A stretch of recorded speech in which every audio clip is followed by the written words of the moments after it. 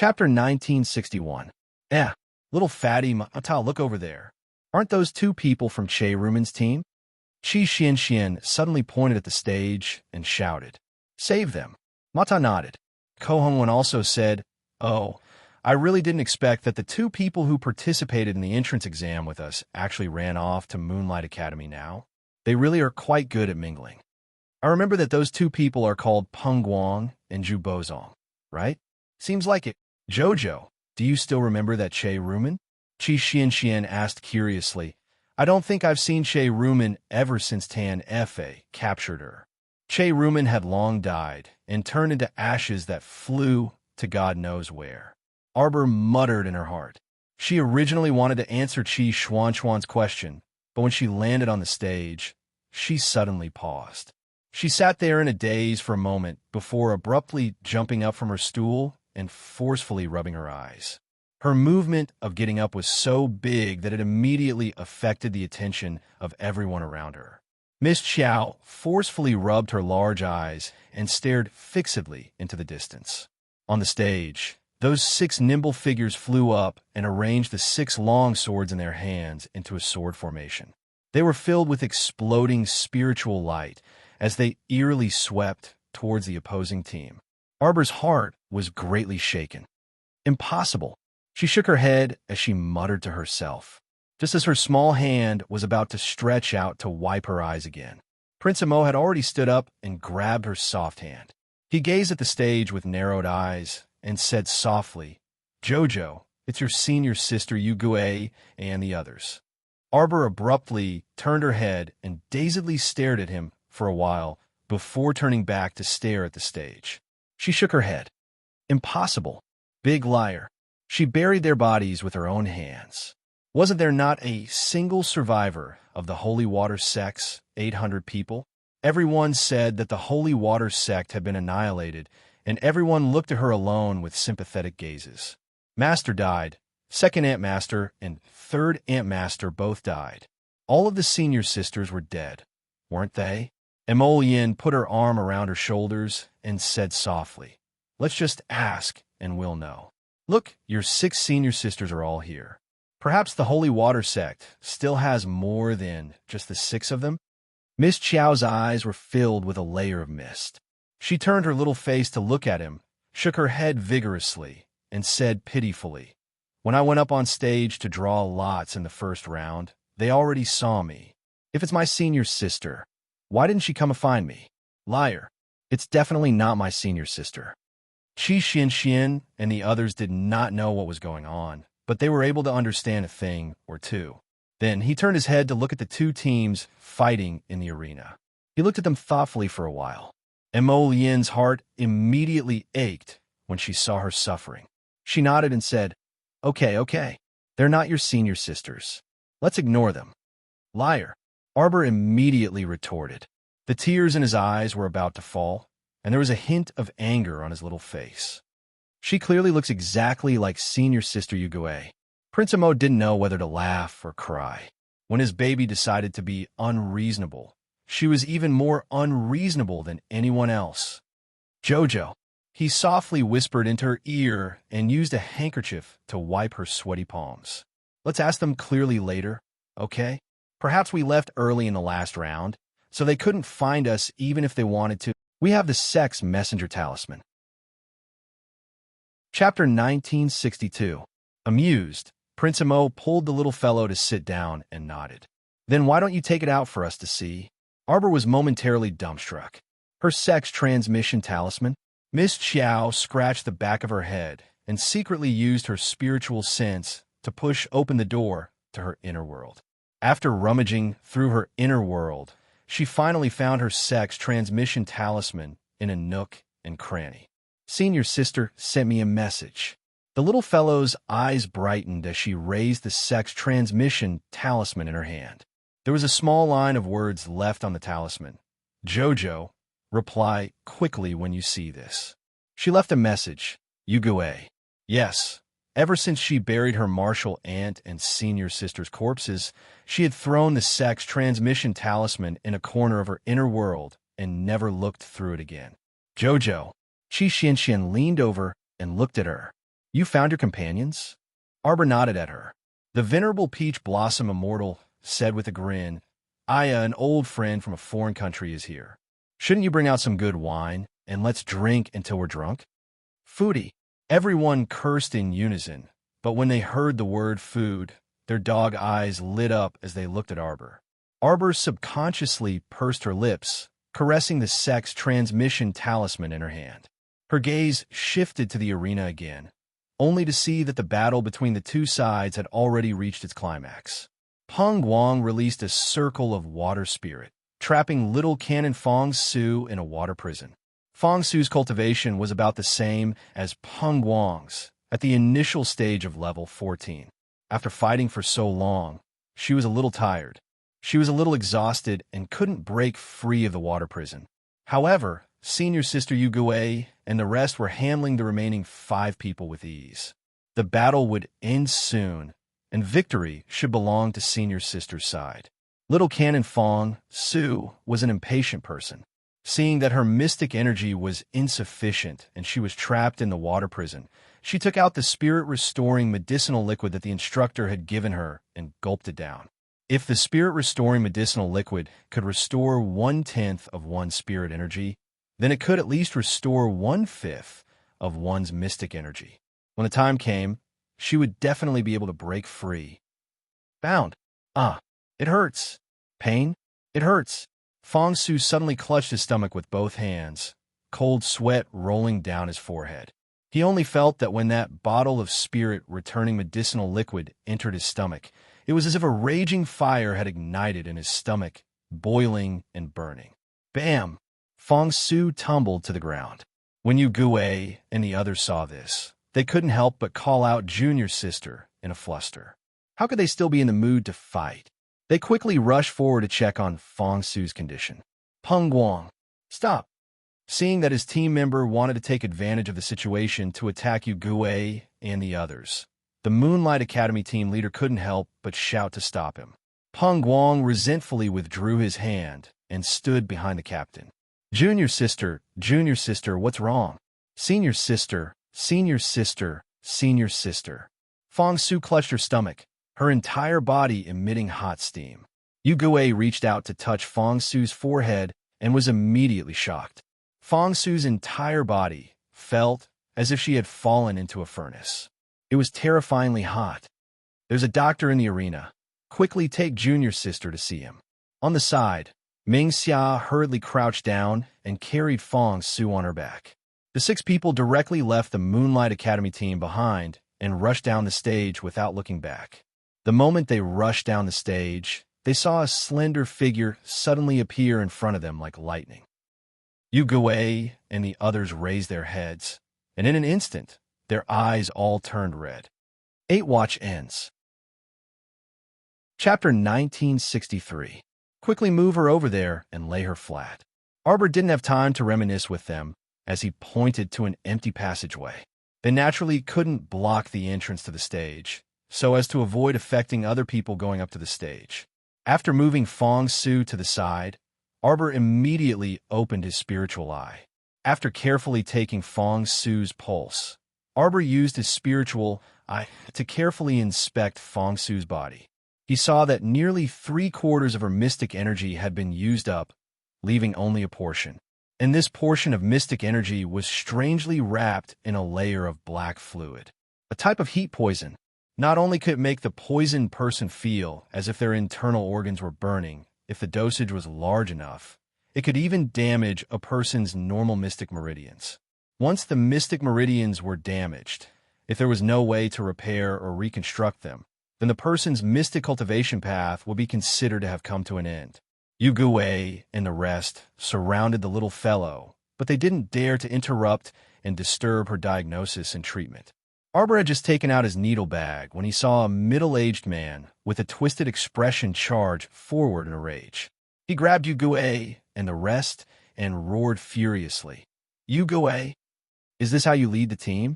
You clearly could have won the competition just now, but you all ran off the stage without permission before the competition ended?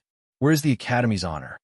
Ming Xia picked up an empty bottle of spirit liquid and threw it heavily in front of that instructor. With a pop sound, the bottle exploded at the instructor's feet.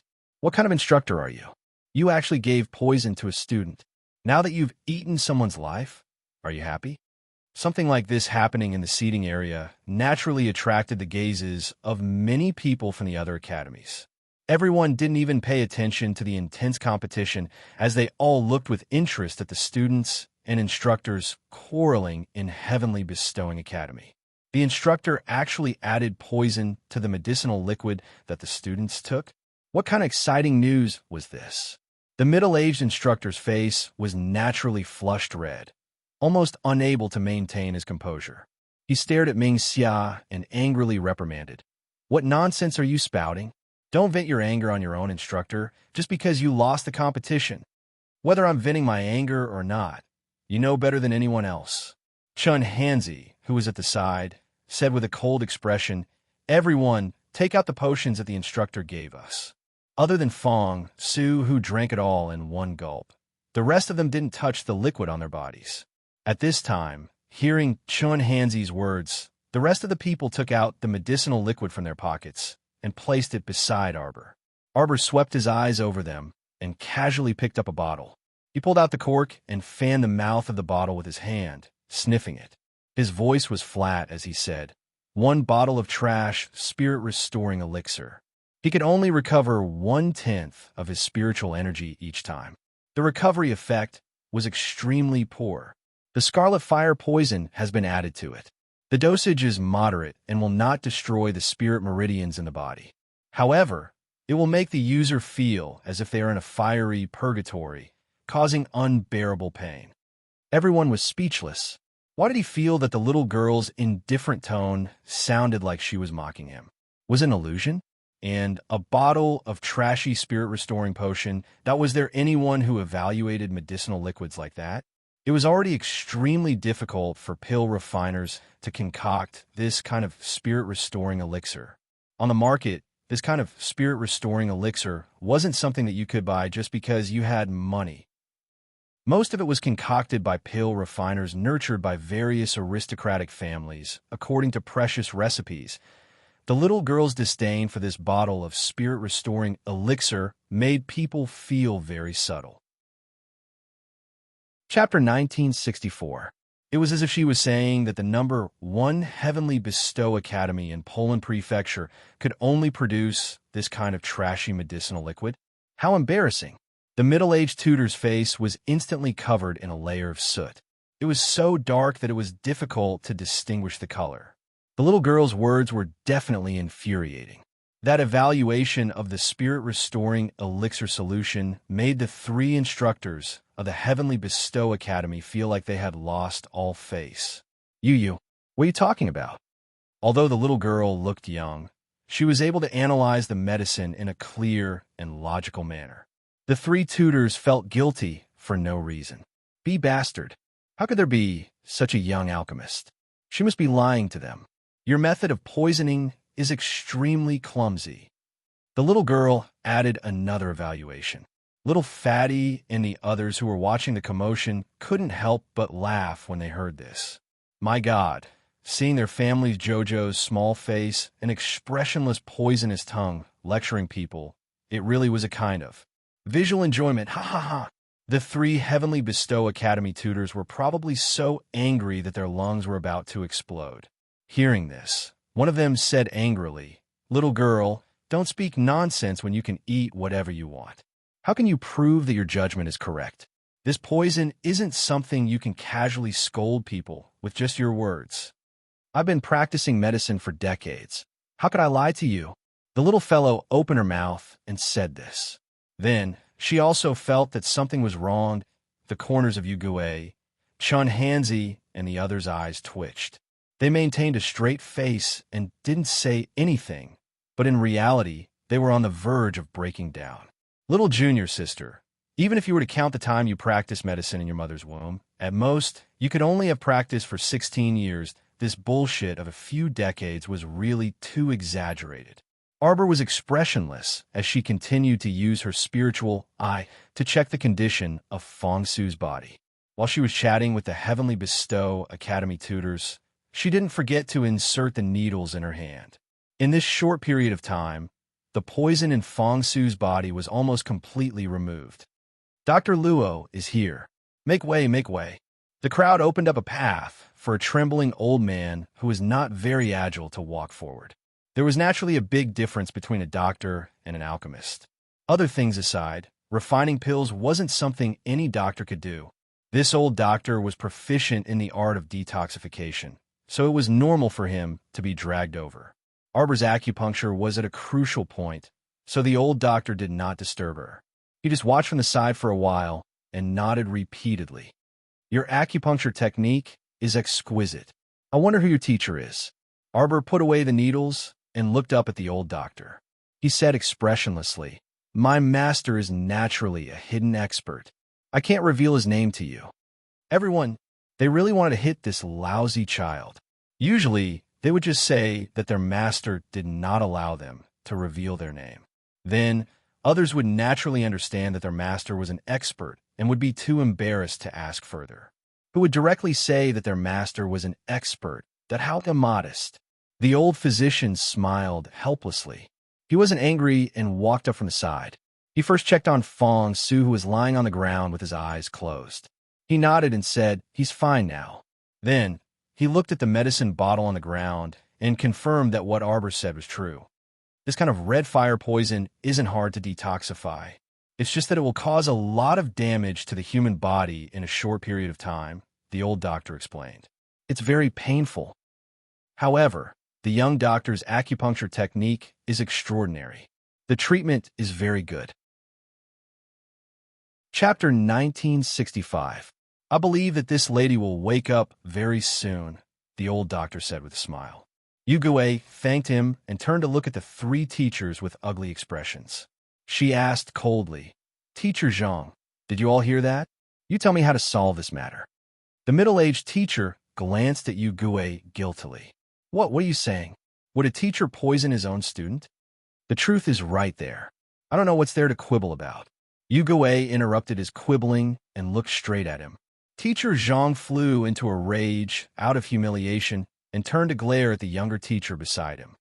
"Teacher Sun, you explained to them. The elixir has always been with you. How could it be poisonous?" Teacher Sun said indifferently, "How would I know? These elixirs were all distributed by the academy." Whoosh-pa! A dictum talisman flew to Teacher Sun's body and split open. The talisman energy drilled into Instructor Sun's body, causing his entire body to stiffen. In a split second, he poured out everything he knew. It was Miss Shun who instructed me to do this. It was Shun Shinran. She gave me 10,000 spirit coins and a mystic-level spirit technique. I was ordered by her. That's why I put the fire-red poison in Yu Gui's medicine bottle. The truth was revealed in a second. Everyone was dumbfounded. Shin Shinran was so angry that her face was distorted. She stood up from her seat, pointed at Instructor Sun, and screamed, "Don't you dare slander me. When did I ask you to do such a thing?" Ayaya, Teacher Sun, Teacher Zhang was right. You can eat whatever you want, but you can't speak whatever you want. Zhuang Ming covered her mouth and laughed. Shin Shinran's face was filled with anger. She turned to glare at Zhuang Ming. "Don't cause trouble." After Instructor Sun finished speaking, it was as if he was stuck. He paused and looked around in confusion for a while. His brain seemed to have short-circuited. What did he say just now? Teacher Sun looked at Shun Shinran's angry gaze and couldn't help but be stunned. "Shin Shinran, what else do you have to say?" Yu Gui and the others glared at him and called out spirit swords from their conscience, pointing them in Shun Shinran's direction. "What do you want?" Teacher Zhang's eyes flashed with anger as he glared at the few of them and said, "You are all from the same academy. Now, because of a small misunderstanding, you want to draw your swords against each other? Aren't you worried about being expelled from the academy?" Shin Shinran sneered as she looked at them. She pointed at Arbor and said, "I don't know what that little witch did to make Instructor Sun lose his composure. Just based on Instructor Sun's one-sided statement, you guys won't be able to identify me as the culprit.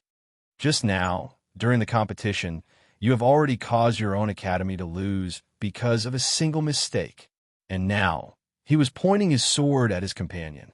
Do you really think that your talents are so good that the academy can disregard the past and tolerate you? The little girl suddenly said angrily. She called me a little witch. Peony, Prince Mo calmly ordered. The peony fairy immediately flew forward and chuckled enchantingly. Without any explanation, she slapped Shun Shinran's cheeks twice. After the two crisp slaps, the peony fairy had a pitiful expression and said sweetly, why do women have to make things difficult for other women? Chapter 1966. Looking at the bright red handprints on Shun Shinran's left and right cheeks, everyone's gaze fell on the little girl, and they all looked at her. In this kind of serious and tense atmosphere, they actually had an inexplicable urge to laugh. Why did the little girl only pay attention to others calling her a witch? Wasn't this point of focus a bit mysterious? Shun Shinran had never been insulted like this since she was young. She was so angry that every strand of hair on her body was trembling. Slave Eagle, she screamed. The attendant who was originally following behind her immediately stepped forward and aggressively reached out his claws towards Arbor. You're looking for death. Prince Mo's eyes turned cold. Yugue and the rest had already blocked Slave Eagle's figure with their swords. They raised their legs and kicked him back a few steps. Slave Eagle wanted to make another move, but Peony Fairy moved her finger and a lightning spirit fell on Slave Eagle's head with a pa-chi sound, directly striking him and making him fall to the ground with a thud. Ayaya, I told you not to fight. Why can't you talk nicely? Peony Fairy stroked the hair on her temples and shook her head. Bullying you little kids doesn't give me any sense of accomplishment. Shinran was so angry that her whole body was trembling. She pointed at Yugue and the rest and turned to Teacher Zhang. Teacher, these people are extremely arrogant.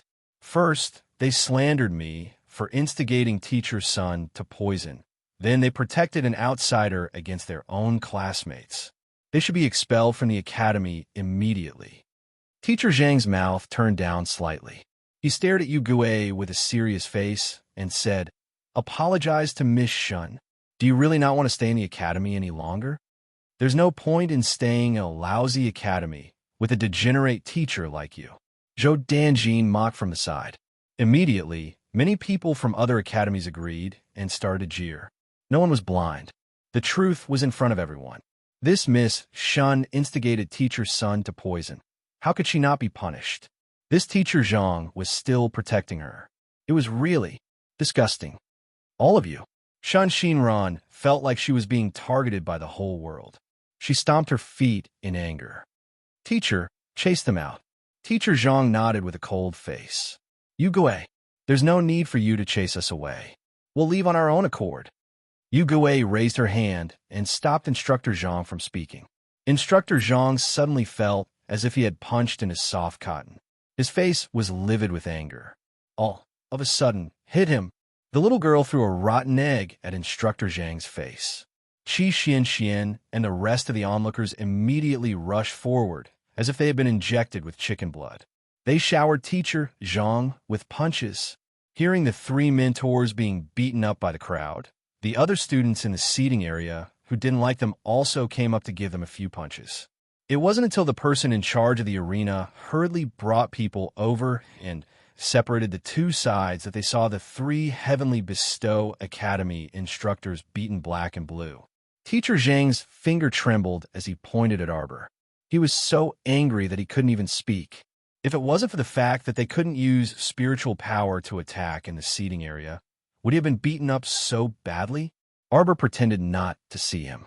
He threw those scum to Qi Xian and the rest to deal with, and ran to Senior Yugue's side. Fangsu had just woken up and saw her at a glance. Chapter 1967. 3. For 13 little Pao was taken aback. Then, a rare, gentle smile blossomed on her face as she slowly opened her arms. Little junior sister, aren't you going to give senior sister a hug? Miss Chow threw herself into her arms and felt herself being tightly hugged. She almost couldn't hold back her tears. She thought that her tears had long dried up on the day the holy water sect was destroyed, but it turned out that they hadn't. Liar, the little girl grumbled softly. I thought you were all dead. Only the heavens knew how tragic her emotions were when she transferred everyone's corpses to Peach Garden Slope that day. She thought that everyone in the sect had been sacrificed. Only today did she realize that they weren't. This feeling of having a huge pie drop down from the sky was a mixture of joy and sorrow. She felt like she was still in a dream, even now. "Big liar," Miss Chow muttered. He actually left Jojo alone in the lower star domain, while all of them ran over to the middle 6 prefectures. It's a long story. We'll tell you in detail later. Yu Gue lovingly patted the little fellow's head. "You've suffered these past few years. Little junior sister, it's really great to see you." Chen Hanzi and the rest's eyes glistened with tears as they spoke in choked voices. Yu Gue nodded with reddened eyes. Seeing that the others were sizing them up, she said softly, "Let's go. We'll talk after we leave this place." The little fellow raised her furry head and nodded. Everyone helped Fong Su up and held Xiao Mu's small hand as they walked toward the door. Shun Shinran's angry roar rang out from the table. "Yu Gue, Lu Ling, Chun Hanzi, you will regret today's decision." In the 6 prefectures continent, itinerant cultivators without an academy or clan's protection would face many problems, especially when these people were all young and beautiful girls. They really wouldn't turn back until they hit a wall. Sooner or later, they would find out that without her Shun clan's protection, they would struggle to advance in the entire Poland prefecture. Shinran coldly watched them leave without looking back. She clenched her fists with a gloomy expression. "There will be a time when you'll be begging me." "Who's that woman with a contorted face?" Miss Chow asked curiously. "A strange woman," Chun Hanzi said. "She has always thought that she is the eldest young miss of the Shun family of Poland Manor. She thinks that she is superior and wants to take us into her family as her servants. If we don't pay attention to her, she'll twist on her own," Ming Xia said unhappily. "Don't pay attention to her. She's so full of herself." "Junior sister, when did you come to the 6 prefectures continent?" Yu Gue held the child's hand tightly and pulled her forward. "I've been here for a long time." The little girl raised her head and glanced at them. "Student Xiao." Arbor looked back and saw her companions not far away, smiling and waving at her. "Remember to come back early later." Yes, meeting an old friend in a foreign land." The little fatty chuckled and said, "I think what the Celestial Master said is right. It's worth celebrating." Arbor grinned and waved his little paw at Mo Lien, then turned around and left with his senior sisters. Mata rubbed his eyes. "I don't know if my eyes are playing tricks on me, but I think I saw Jojo smile just now." I think my eyes are playing tricks on me as well." "That's right." Little fatty shook his head. "Just now Jojo smiled at them, right?" Chapter 1968. 414 to be precise. Jojo tugged at the corner of her mouth, revealing an expression that looked like she wanted to laugh, but didn't. What a novel feeling. Qi Xian couldn't resist asking. Jojo calls them senior sisters. In that case, did Jojo run into people from her sect? She previously thought that Jojo had run into the group of companions she wanted to wait for at Shuntian Prefecture's entrance, but it turned out that wasn't the case. I didn't expect the little stoic to have so many beautiful senior sisters. Wuji Dao chuckled mischievously while rubbing his chin. Little Tai Sui threw him a cold glance. "Looks like someone is done for." Wuji Dao was speechless. "How am I done for?" "Think about it." Little Tai Sui said airily. "Jojo values her senior sisters so much. If she knew that you were planning to attack other people, how would she treat you?" When Wuji Dao recalled the little fellow's methods, he seemed to catch Boss shooting him a threatening glance from the corner of his eye. He quickly shut his mouth and didn't dare to say anything else. He was someone who knew how to adapt to circumstances. Between his life and women, he would still choose his life that on the other side. Arbor followed her senior sisters back to their inn. As soon as she closed the door, everyone couldn't resist running up to Arbor and patting her head in passing. "Little junior sister, have you been well on Seacombe Planet these past few years? Have you suffered a lot? Look, you've lost a lot of weight." Arbor didn't have time to interject when she heard them asking her questions at once.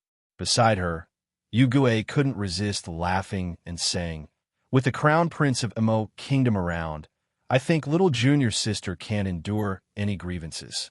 Arbor nodded her small head, indicating that she didn't suffer any grievances. Fong Su sat at the table and looked up at Arbor. She said with a smile, "Don't talk at once. Pick the main points and tell little junior sister about them first. There's still plenty of time in the future, so we can talk about those trivial matters later." Yugue nodded and said, "That's right. Senior sister, let's bring little junior sister back." Mingxia said, "If second martial uncle knows that junior sister is here, he will definitely be overjoyed." Arbor's eyes lit up. "Two, second martial uncle?"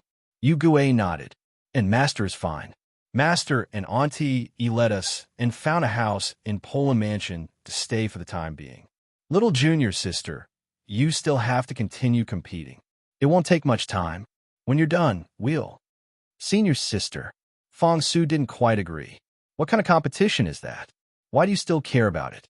It's more important for us to return to the sect and see Master. If Master knew that little junior sister is coming, he would definitely go crazy with joy." Arbor nodded. Yugue couldn't help but glare at her with a smile. She grabbed Arbor's little hand and said, "Don't worry about your senior sister. She's impatient. You're representing your academy, so you can't just give up halfway. Furthermore, if he won, he could go to Brinset Island to cultivate in the spirit realm. This is a rare opportunity. Don't miss it." Arbor thought for a moment and then nodded. The matter of going to spirit realm was related to whether or not Little Tree could recover. They couldn't give up so easily. "We can't escape from that house in Pola Mansion either. When the competition is over, before we go to Brinset Island, I will definitely take you there." "Okay." Everyone smiled at each other. Although they hadn't seen each other for many years, they still felt that the connection between them was so close. Some words didn't need to be said. They understood everything as they looked at each other. Chapter 1969. Little junior sister, Master was very worried about you. Yugue held Arbor's small hand and said softly, "When our group safely moved to this unfamiliar place called Poland Manor, Master especially regretted not bringing you along. Master kept muttering that if she knew there was a special talisman matrix in the ancestral hall, she would have brought you back with her." Yugue hugged the little fellow and lightly patted her back. She said softly, "You don't know how much Master blamed herself. That jumpy and dunce Master really changed a lot these few years." "Senior sister, I thought you all were dead," Arbor murmured. She thought she was the only one left in the Holy Water sect. It wasn't until she met Doya that she realized she wasn't alone. But now, wasn't this a little too much of a surprise for her? Although Jojo still looked expressionless, she was actually very jubilant in her heart. The little fellow had already learned from her senior sisters that the 200 people the Holy Water sect moved away, including second Ant Master Yangshiro. They were all diligently cultivating in Poland Manor and were living well. She was in a very happy mood right now. This was a feeling of cherishing something she had lost and then regained. She originally thought that she had to take revenge for the sect alone and shoulder the responsibility of reviving the sect. But now it was still not too late. There were still people in the Holy Water sect. There were still quite a few people. Everyone was here. That feeling of finally not fighting alone made her feel too carefree and excited. The 7 people chatted in the room until nightfall.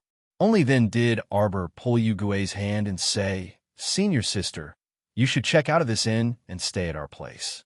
We have a nouveau riche mentor who booked the entire 3rd floor of the inn. There's still quite a few rooms." Yugue laughed in spite of herself. "Won't it be too troublesome for your mentor?" "It won't be."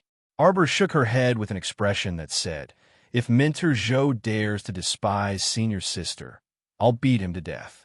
Chen Hanzi patted her head and said with a smile, "Okay, we'll go with Jojo. We still have to watch Jojo's competition tomorrow." "That's right." Arbor became even happier. Old Hong had also said that there would be no empty slots tomorrow. This meant that Jojo could finally find someone to fight. Jojo was excited at the thought of being able to beat someone up. After checking out of the inn, they followed Xiao Mu to the inn that the top-notch academy had reserved. As soon as he stepped out of the inn, he saw 3 teachers from the Heavenly Bestow Academy with bruises all over their faces, leading a group of shrimp soldiers and crab generals back. The 2 teams just happened to bump into each other. The faces of the 3 instructors, whose swollen faces instantly darkened. They glared at the people from Arbor and scolded angrily. "How dare you come back?" The students of the Heavenly Bestow Academy immediately surrounded Arbor's group as if they had been injected with chicken blood. Pairs of eyes glared at them like tigers eyeing their prey. Zhuang Ming covered her mouth and laughed. "Student Yuguei, this is really unfortunate. There were only 7 people at Yuguei's side. That powerful woman called Peony wasn't there, and the others weren't there either. Wouldn't it be easy for the Heavenly Bestow Academy to capture them?" Shen Xinran also hooted. "What are you waiting for? Take all these people down." That slut called Peony had dared to slap her, Shen Xinran, twice. Now, she was going to return everything to that slut in front of her. Chapter 1970. Without so many powerful helpers, let's see what this little bitch can do now. Shen Xinran waved her hand, and 2 servants appeared behind her. They fiercely pounced in Arbor's direction. However, before they could get close, Arbor leisurely took out a bead from his pocket and smashed it on the ground. "Spiritual energy bead. Everyone get out of the way." The 3 teachers with bruised noses and swollen faces screamed at the same time and jumped back like birds startled by the twang of a bow. Bang! The thunderous sound alarmed many of the residents in the surroundings. Everyone rushed out of their houses. The 3 teachers from Heaven Bestowing Academy cursed angrily and waved the dust in front of them. Cough, cough, cough, cough, cough. The group of students from Heaven Bestowing Academy were all covered in dust and coughing violently. This didn't seem to be a spiritual energy bead. With the power of a spiritual energy bead, if it smashed down at such a close distance, they would definitely be injured. And looking at the ground now, it didn't even make a big hole. It was obvious that this was a fake spiritual energy bead specially used to scare people. Cough, cough, cough. Shen Xinran waved the dust in front of her and screamed. "Idiots, they ran away." Everyone was a bit angry, but didn't dare to say anything. This Shen Xinran always acted high and mighty, scolding this idiot and that idiot. Wasn't she stupid herself? The little girl from the top academy ran away. Was it their fault? You, Shen Xinran, also didn't catch her. A student from Heaven Bestowing Academy scratched his wrist and said angrily, who knew that the little girl from the top academy was so cunning. If that little bitch wasn't cunning, how could she have drawn the empty number twice in a row? Shen Xinran said angrily. "A group of brainless people. What are you still standing here for? Don't you feel like you haven't been laughed at enough? Let's go back." She took the lead and walked towards the inn. As she walked, she subconsciously scratched her back and felt a strange itch. "Xin, Xinran, help me take a look. Why does my neck feel itchy?" Zhuang Ming quietly pulled Shen Xinran and said in a low voice. Shen Xinran immediately became alert. "You're itchy too?" She also felt an itch on her back. Could it be that there was something wrong with the smoke from the bead that the wretched girl threw down just now? At this moment, someone in the crowd suddenly laughed out loud. Look, there's hair on their faces." Shen Xinran hurriedly turned around to look. Tufts of green hair grew on the originally swollen faces of the 3 instructors from the Heavenly Bestowing Academy. It was especially strange and eye-catching. Several students were so frightened that they took a step back. Staring at the faces of the 3 instructors, they cried out involuntarily, "Instructors, your faces." Teacher Zhang, who had been scratching his face, turned his head to take a look. He was so frightened by Teacher Sun's hairy face that he almost fainted. Instructor Sun's face, which was originally considered normal, was now covered with a layer of green hair. A pair of eyes hidden behind the long hair looked at him faintly. It was as if he was looking at someone who had hurt him as much as he wanted to. "Instructor Sun's son?" Instructor Zhang screamed. A discordant cry came from the crowd. "Don't tell me they have turned into zombies?" "What?" "Quickly report to the city lord." Instructor Zhang hurriedly took 2 steps forward and said loudly to the crowd, Don't talk nonsense. We are not zombies. No. Chapter 1971. The surrounding commoners saw him striding forward with a face full of green hair. His appearance was somewhat terrifying. How would they dare to continue watching? They hurriedly turned around and scattered like birds and beasts. For a moment, not a single person was left on the street. Only the teachers and students of Heaven Bestowing Academy were left. They looked at each other and couldn't help but laugh bitterly. Itchy, so itchy. Hurry and help me take a look. My neck, the back of my neck. All right, let's go back to our rooms first. Teacher Zhang scolded angrily and was about to step into the inn with a face full of green hair. That an owner rushed out with a row of workers and blocked everyone outside. You guys don't come in. Monster. Monster. Hurry and report to the city lord. They've turned into zombies. Turn into zombies. I'll beat you up, you brainless fellow. Teacher Zhang and Teacher Sun raised their fists and wanted to beat up that an owner. Are you stupid?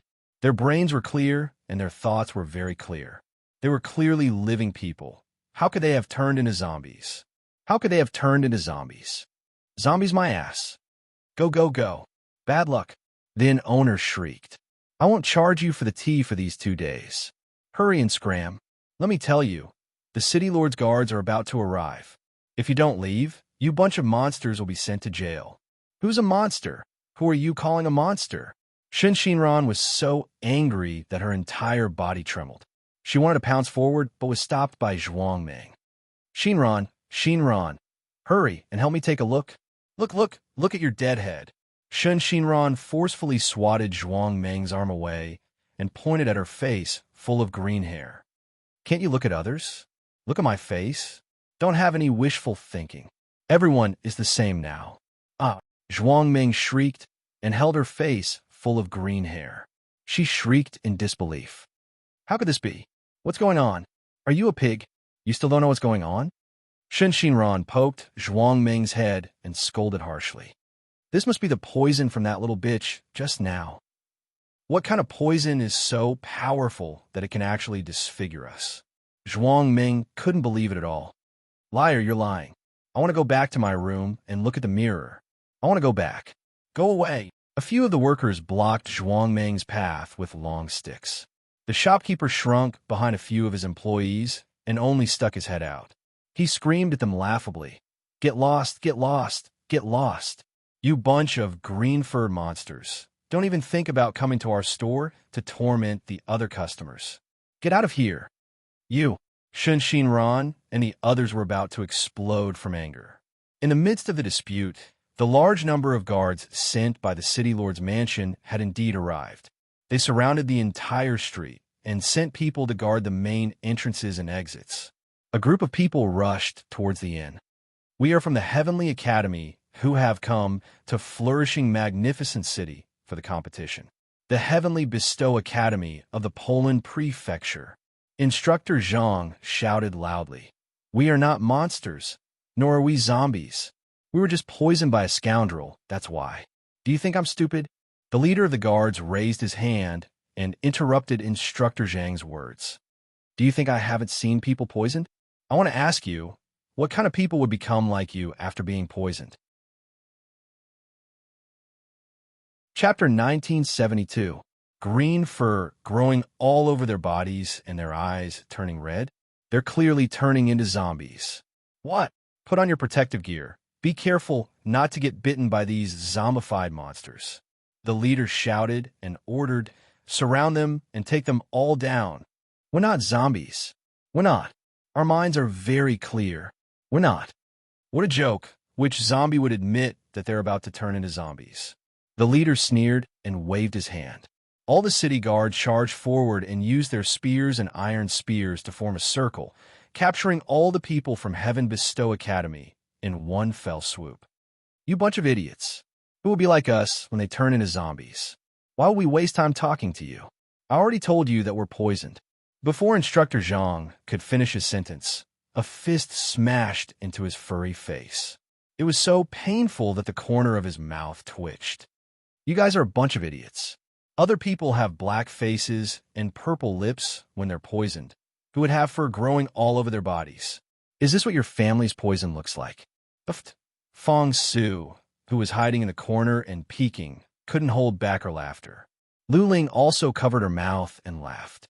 Yu Gui pulled at the two of them, indicating for them to keep quiet. Ah, let go of me, let go of me. Shen Xinran's scream made everyone's gaze fall on her. They saw a big green furry person struggling in the hands of two guards wearing protective gear.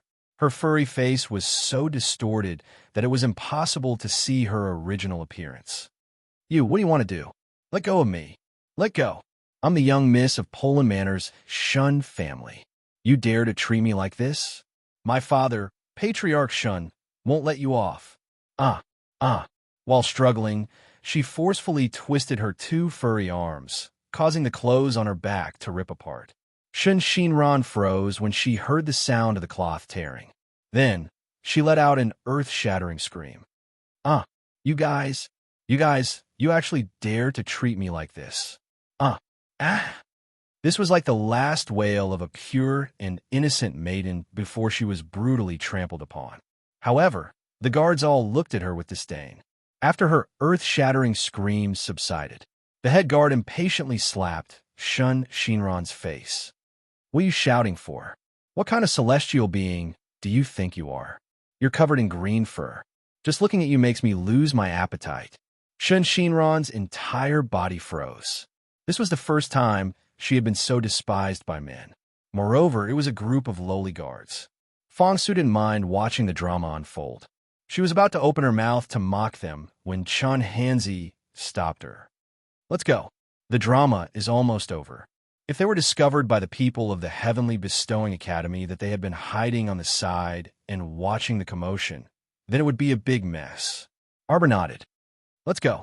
Rather than continue tormenting himself with this group of idiots from the Heavenly Bestow Academy, he might as well return to the inn and rest.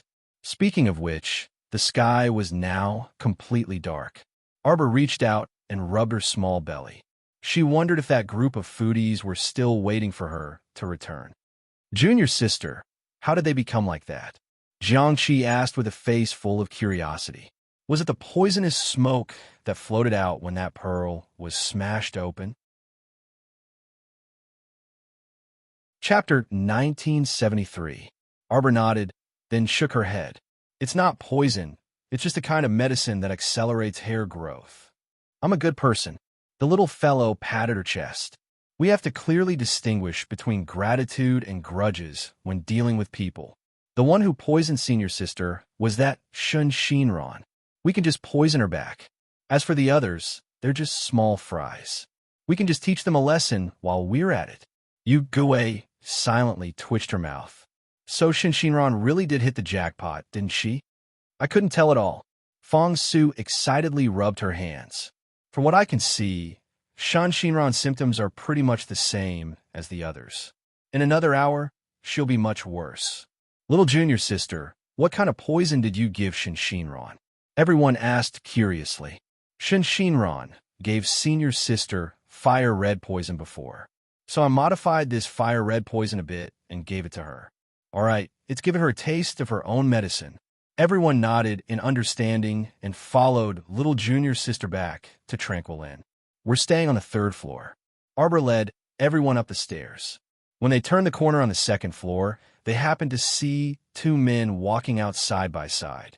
When they saw the 7 girls, they couldn't help but take a few more glances.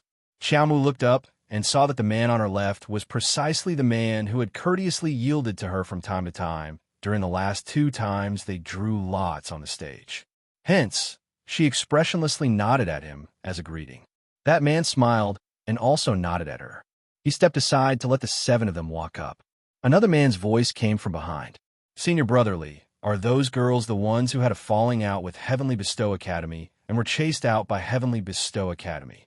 Men, don't be nosy. Little junior sister, you even know Li Nanshin. What Li Nanshin? I don't know her. Miss Chow replied without even thinking. Yu Gui and the others looked at each other. Fong Su couldn't help but want to laugh. But just now how could Miss Chow still listen to the words of her senior sisters? At this moment, Her eyes were filled with that young master, Imo, who was standing at the door of the room. Under the illumination of the candlelight, his phoenix eyes were slightly raised as he looked at her with a smile. Beautiful. Such a good-looking man was Jojo's. Miss Chiao ran over happily, and her warm and soft hands were immediately held by the crown prince. I am my little girl. Didn't I tell you to come back earlier? What time is it now? The door of the room was open from the inside, and a group of people walked out. Jojo, I had 2 desserts in the afternoon, and have been waiting for you. When are we eating? Sure enough, this group of foodies was waiting for her. Arbor couldn't help but find it a little funny. 2 little fingers supported the corner of his mouth and raised it up. Am I laughing? Everyone was speechless. No. Are you guys going to order today? Wow, I can really order today. I'll order. He ordered the food. I want to eat crystal meat. I'll order arhot prawns. I really want to eat smoked duck today. It would be even more beautiful if there was a pot of peach blossom wine. Arbor grabbed Prince Mo's hand and walked into the crowd. I was just saying, you took it seriously again. You. The little girl expressionlessly picked and chose the dishes in the food box, occasionally asking, do you want mutton soup? Yes. Chapter 1974. The meal lasted until almost 10 o'clock in the night. Everyone chatted about wine and food until the middle of the night before leaving. Miss Chiao had drunk a few cups of fruit wine and was a little tipsy. When everyone had left the room, Prince Imo carried Miss Chiao, who was half sprawled on the table, and quickly walked to the bathtub. Arbor opened her eyes, her little cheeks appearing a little flushed under the candlelight. Did I smile? The little fellow pushed her cheeks and insisted on asking the Crown Prince. Crown Prince Imo couldn't help but chuckle on the inside when he saw that she was a bit drunk and was displaying all sorts of naivety. He turned her small head to face him and kissed her cheek forcefully before replying with a shake of his head, not laughing. The little fellow instantly puffed up her cheeks and reached out to grab his collar. I wanted to smile for you guys. Imo Yin was a little happy and a little sad at the same time. This little fellow had been suppressing her emotions for a long time and was used to putting on an expressionless face in front of others, so it wasn't easy for her to smile. You can smile. He reached out to carry her, slowly unbuttoning her outer clothes and placing her in the bathtub. Today, Jojo found her lost senior sisters, so of course you should smile properly. Arbor nodded her head vigorously and said crisply, I'm happy. Imo Yin reached out to hold her little face and pressed his forehead against hers, softly saying, Jojo, treat yourself a little better in the future, okay? Shouldn't a child of her age be very willful and reckless?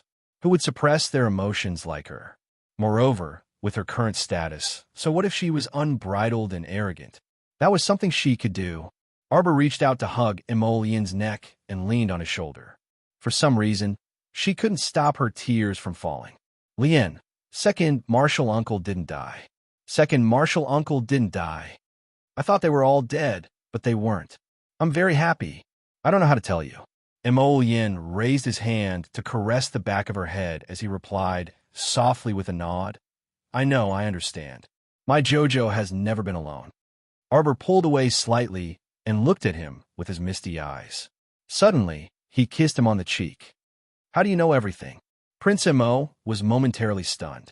He blinked at her and said, Do you still remember the first time we met? At that time, you were still mute. I can read every single one of your eyes. It was fate that brought us together. You're the mute. She bit his ear. Imo Yin stiffened and pulled her away a few inches. He coughed lightly and narrowed his eyes. Jojo, why don't I help you take a bath? He originally thought that he would be punched on the head by the little fellow and then be chased out by her in embarrassment. Unexpectedly, Arbor nodded vigorously and raised her hands high with an expression that said, You do it. Student Crown Prince froze from head to toe, including his expression. The expression on his handsome face was completely stiff. What's going on? Why didn't he follow the routine? He just wanted to tease his little wife. He didn't expect that he would be teased by his wife again. I'll go see if there's any hot water left. Prince Imo jumped up from the bathtub and practically ran out of the door. Heavens, he didn't want to do his little wife on the spot in this rundown inn. The sixth watch ended. Chapter 1975. Arbor's raised hand were still hanging in the air. She looked at the crown prince who was running away and shouted angrily, "What an unromantic guy. It's rare for me to be so merciful and give you a chance to serve me closely. It's fine if you don't take it, but you actually ran away. Idiot." Arbor jumped into the tub and leaned against the side of the tub. She stared at the closed door and snorted. "Can't you just use your fire spirit to heat it up? Why did you look for hot water? Hubby, the water is too cold. Are you trying to freeze me to death?" Prince Mo ran out of the door to breathe in the fresh air. His mind cleared up a little. When he heard Jojo calling him from inside the room, he became hot-headed and hurriedly pushed open the door and walked in. He closed the door and went behind the screen to take a look. The little fellow was completely submerged in the water, only her little head poking out from the side of the tub. Her beautiful black hair floated on the surface of the water, soft and curly like loose seaweed. "Jojo, where's the hot water you brought?" The little fellow glanced at him with disdain. "Emolien, who the hell remembers what hot water is? Heat it up." Arbor propped her little chin on the tub and looked at the man with sparkling eyes. A few round beads of water hung on her tipsy little face. Emolien hastily walked up, and a cluster of fiery red flames flashed past his palm. Arbor immediately felt the temperature of the water in the tub slowly rise. She snorted with satisfaction. "Hubby, didn't you want to bathe me?" A certain someone leaned against the tub and blinked at the man. Emolien felt like his heart was about to jump out of his chest. How could this little fellow be so lovable? Prince Mo raised his hand to pinch her smooth little face and gritted his teeth. "Baby, don't play with fire, okay?" "I'm not playing with fire." Miss Xiao held a handful of water with her fingers and gently flicked it. The water droplets splashed onto Emolien's face. "This is clearly water." Prince Mo gritted his teeth again and reached out to hug her. "If you piss me off, you'll have to bear the consequences." Surprisingly, the little guy stretched out his two little hands in an easygoing manner, with a hug expression on his face. Her adorable little face was stained with tiny droplets of water. Under the dim candlelight, the little fellow's eyes were blurred, causing the crown prince to be in a trance for a moment. He subconsciously reached out to hold her soft and smooth little hand. With this touch, his entire body quivered and his vision became clearer. He quickly let go of his wife's hand and covered her head with a silk handkerchief.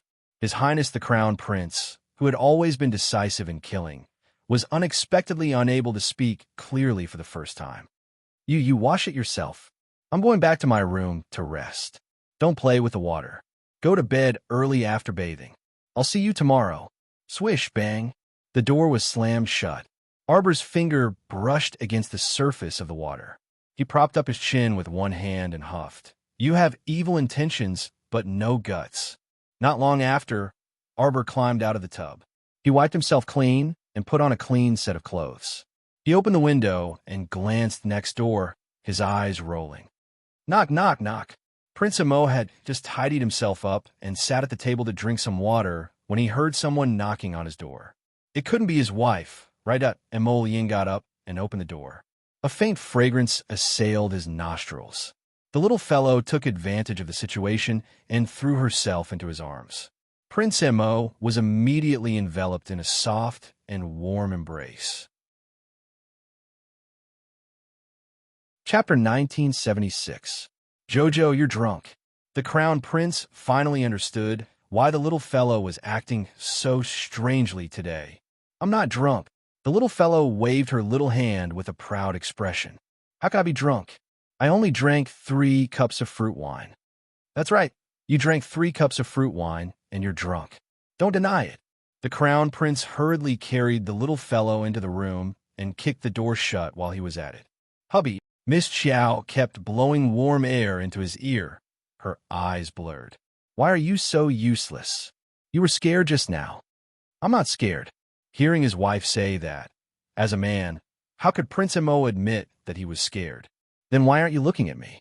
The little fellow reached out to hold his handsome face and leaned over. Her little face rubbed against the side of his face as she breathed softly. HM, hubby, look, I'll be 16 after the new year. I'm 16. She kept whispering into his ear as she exhaled. That Ahua from our village was already a mother of 2 children at the age of 16. Classmate Emolyen's mood at this moment changed from extreme suppression to gradually surging, and then to this very moment. She wanted to throw caution to the wind. No, his little wife had already sent out such an invitation. How could he disappoint his wife? Wife, this husband understands what you mean. Although the time and place of the consummation was a bit off, however, since the time had come and his wife had invited him so enthusiastically again and again, if he still didn't go, wouldn't that be recklessly wasting a gift from heaven and not knowing what was good for him? Baby, wait for me here. Prince Mo excitedly placed his little wife on the bed and kissed her hard. Then he turned around and took out a pair of red candles from his inner world. His Highness, who always carried a pair of red candles with him, quickly lit the wedding candles. Since we're going to consummate the marriage, then we can't be too casual, right? No matter how simple and crude it is, the wedding candles can't be missing. When the crown prince finished what he was doing, he turned around and ran to the bedside to take a look. He saw the little fellow sprawled out on his bed, hugging a pillow. He had long since fallen into a deep sleep. Crown Prince was speechless. Are you kidding me? The corner of Prince Mo's mouth twitched. He sat down on the edge of the bed, extended a slender finger, and gently poked a certain someone's soft little face. Under the illumination of the red candles, the little fellow was sleeping sweetly. His brows were relaxed, and the corners of his lips were slightly raised. Seeing her sleeping so peacefully and comfortably, Prince Mo's lips curled into a smile. Emolyen raised a hand to touch her delicate brows and eyes. She turned and lay down beside her. Propping up her chin with one hand, she stared at her for a long time before murmuring softly, "What should I do with you?" The next day, Arbor woke up in a daze and heard the crisp chirping of birds outside the window. Xiaomu reflexively opened her small mouth and yawned. She shifted her body and creased her small brows in confusion. Strange, why doesn't it feel like a bed underneath me? Good morning, Xiao Xiao. A handsome face that was just inches away from her was reflected in her eyes. Wah! Arbor moved her little body and almost rolled off him. Emolyen stretched out his long arm and immediately pulled her back. He blinked and smiled. You pressed on top of me the whole night, and you want to run away without saying anything?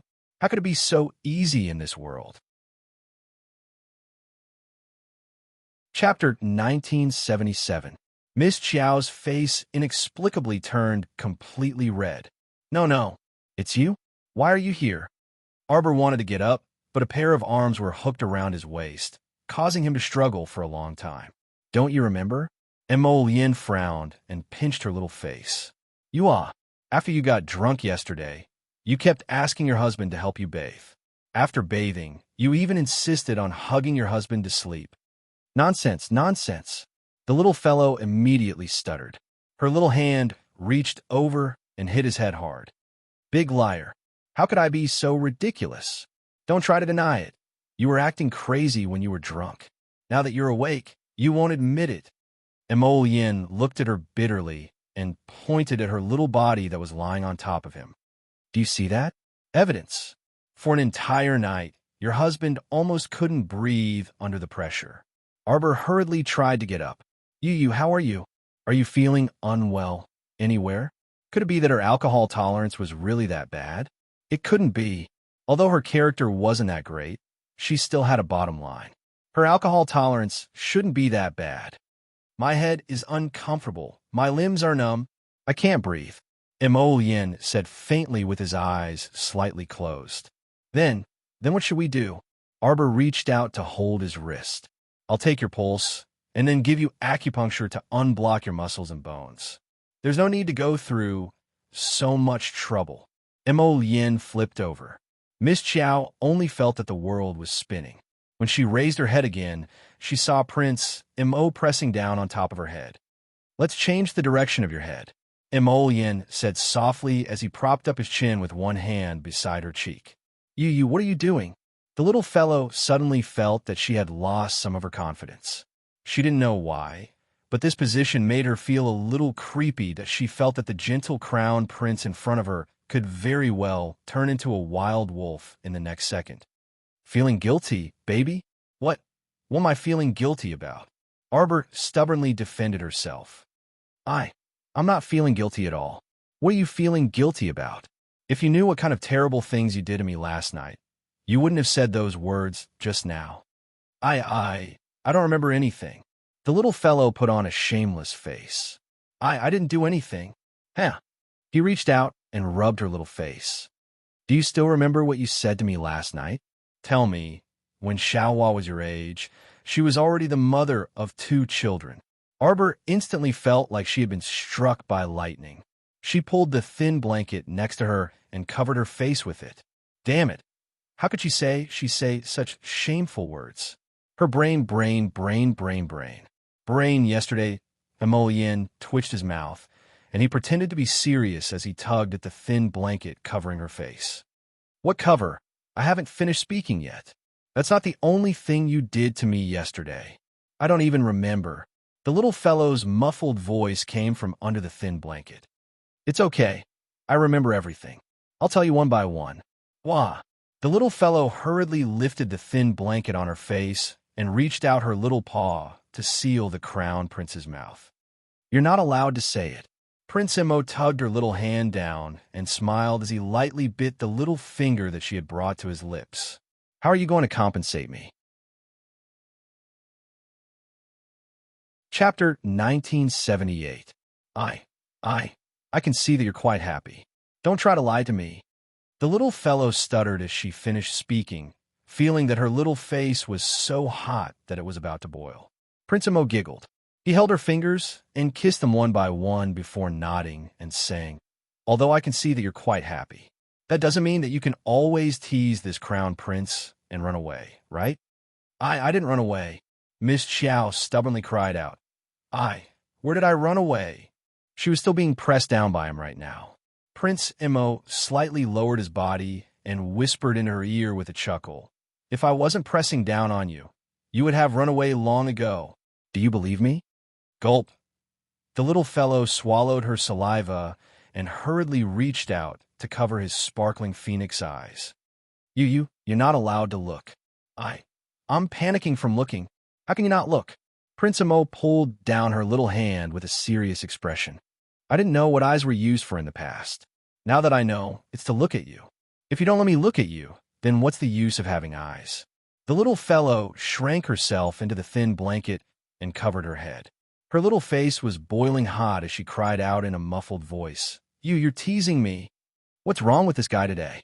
Whispering sweet nothings so early in the morning, it made her flustered and her heart fluttered like a little deer. Wifey.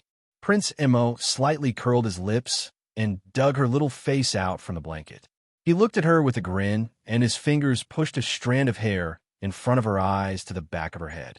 You'll be 16 after the new year. Arbor really wanted to dig a hole and bury herself.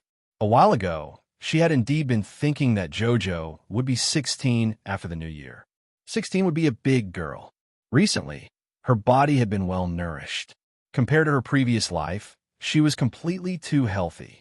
Moreover, she had indeed thought of that little flower in Kyoto Village. 16 years old, and she was already the mother of 2 children.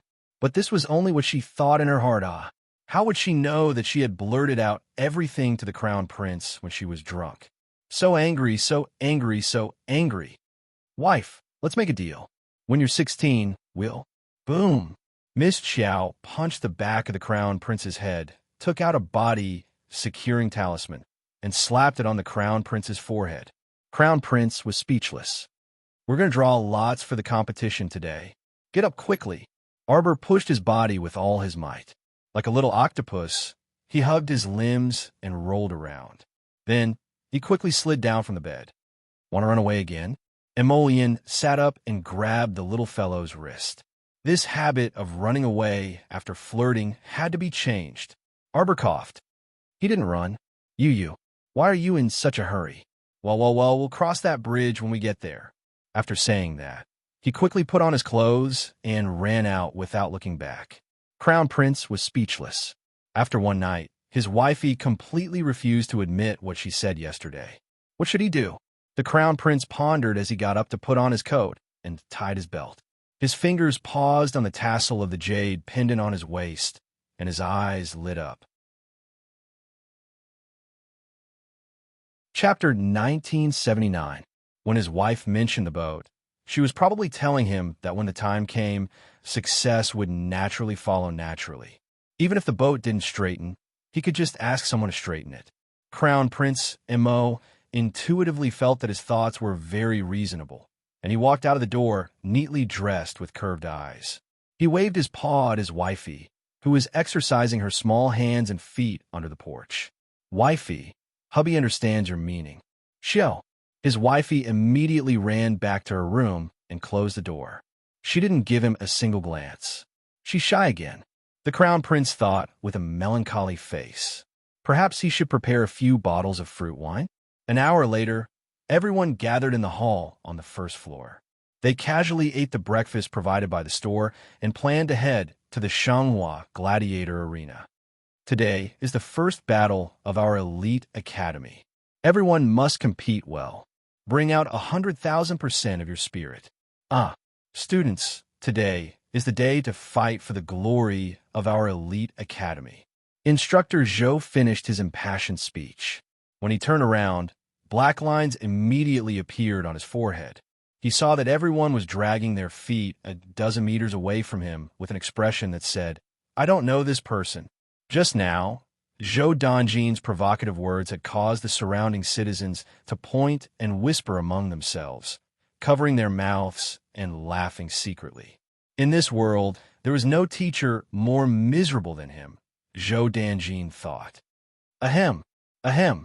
Zhou Donjin stretched out his hand, but before he could touch Jojo's shoulder, she turned her head and dodged.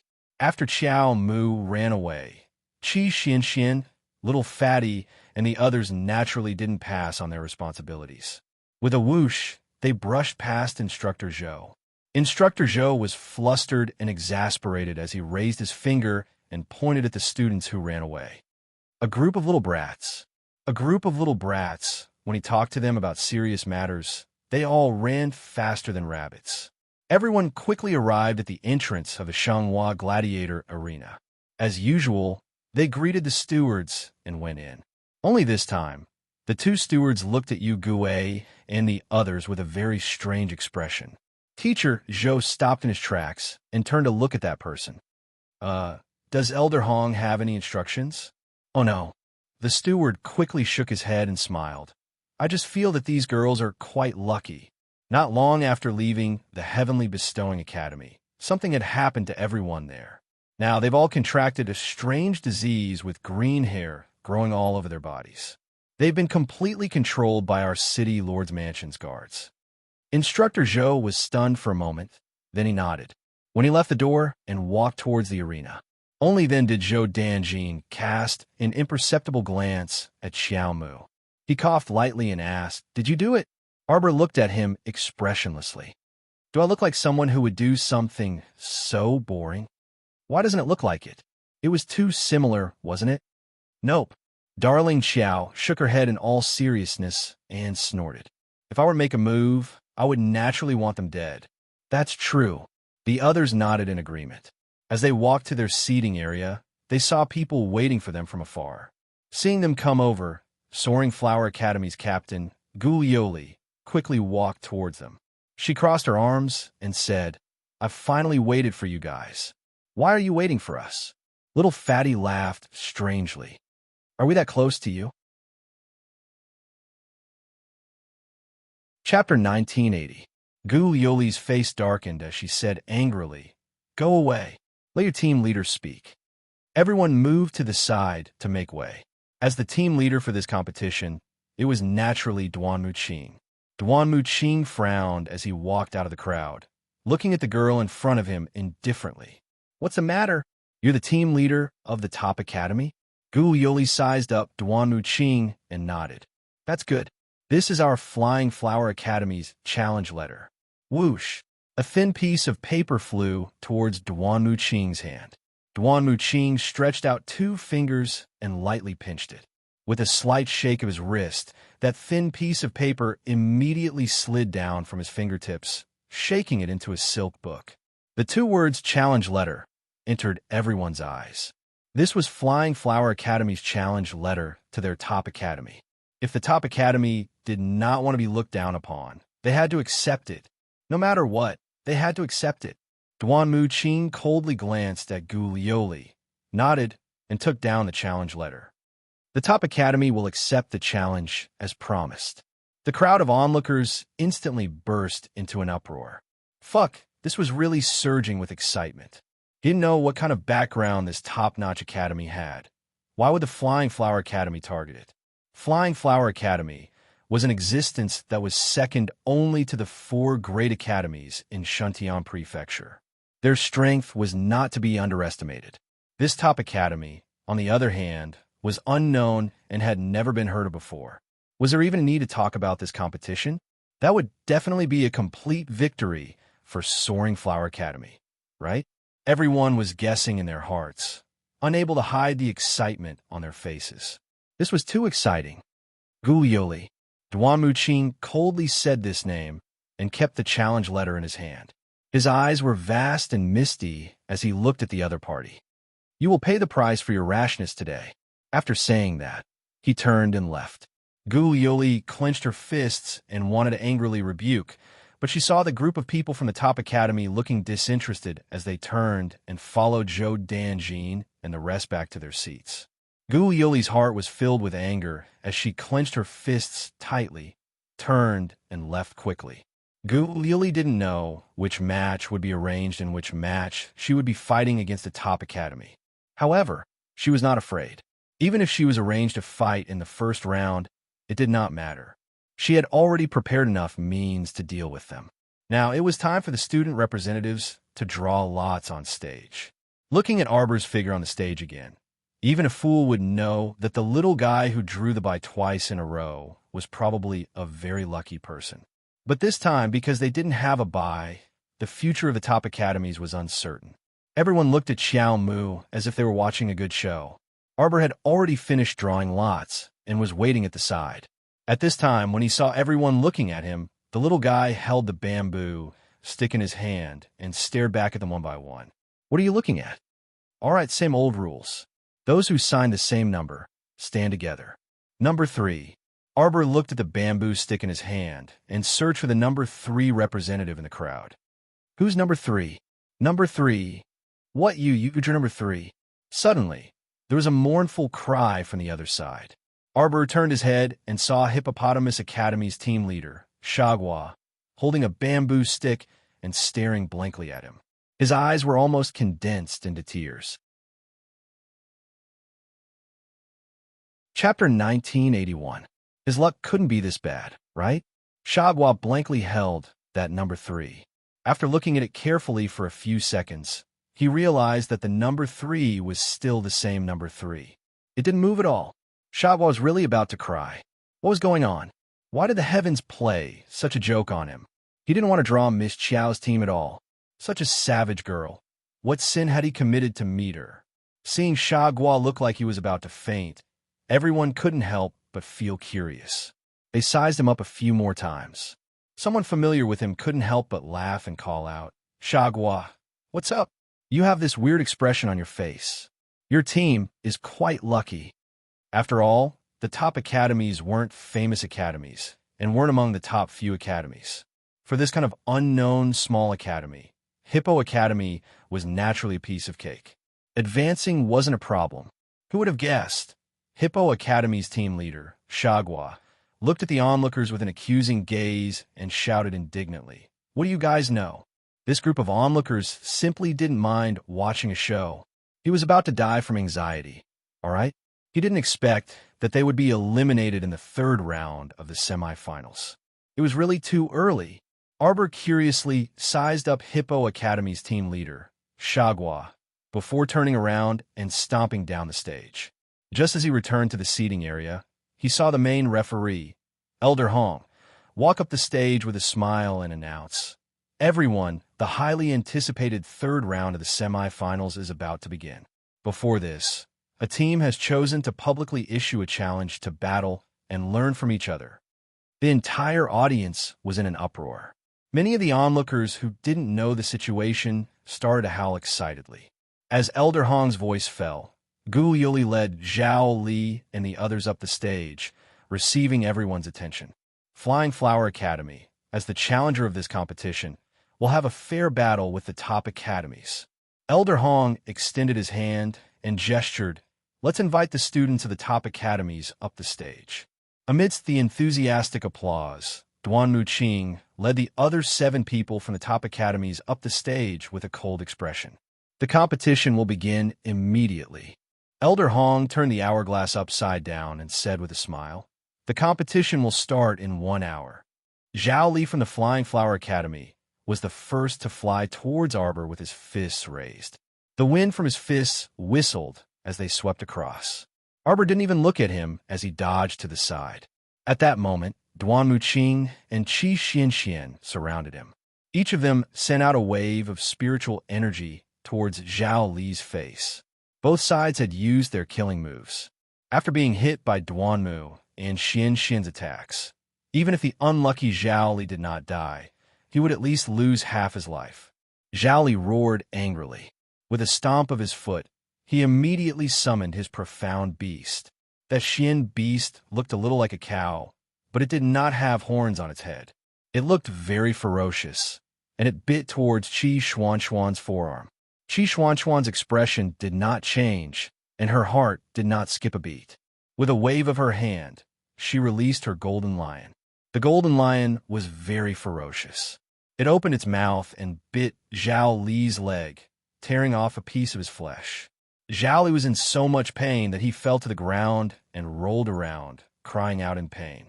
Gu Yoli's eyes were filled with anger.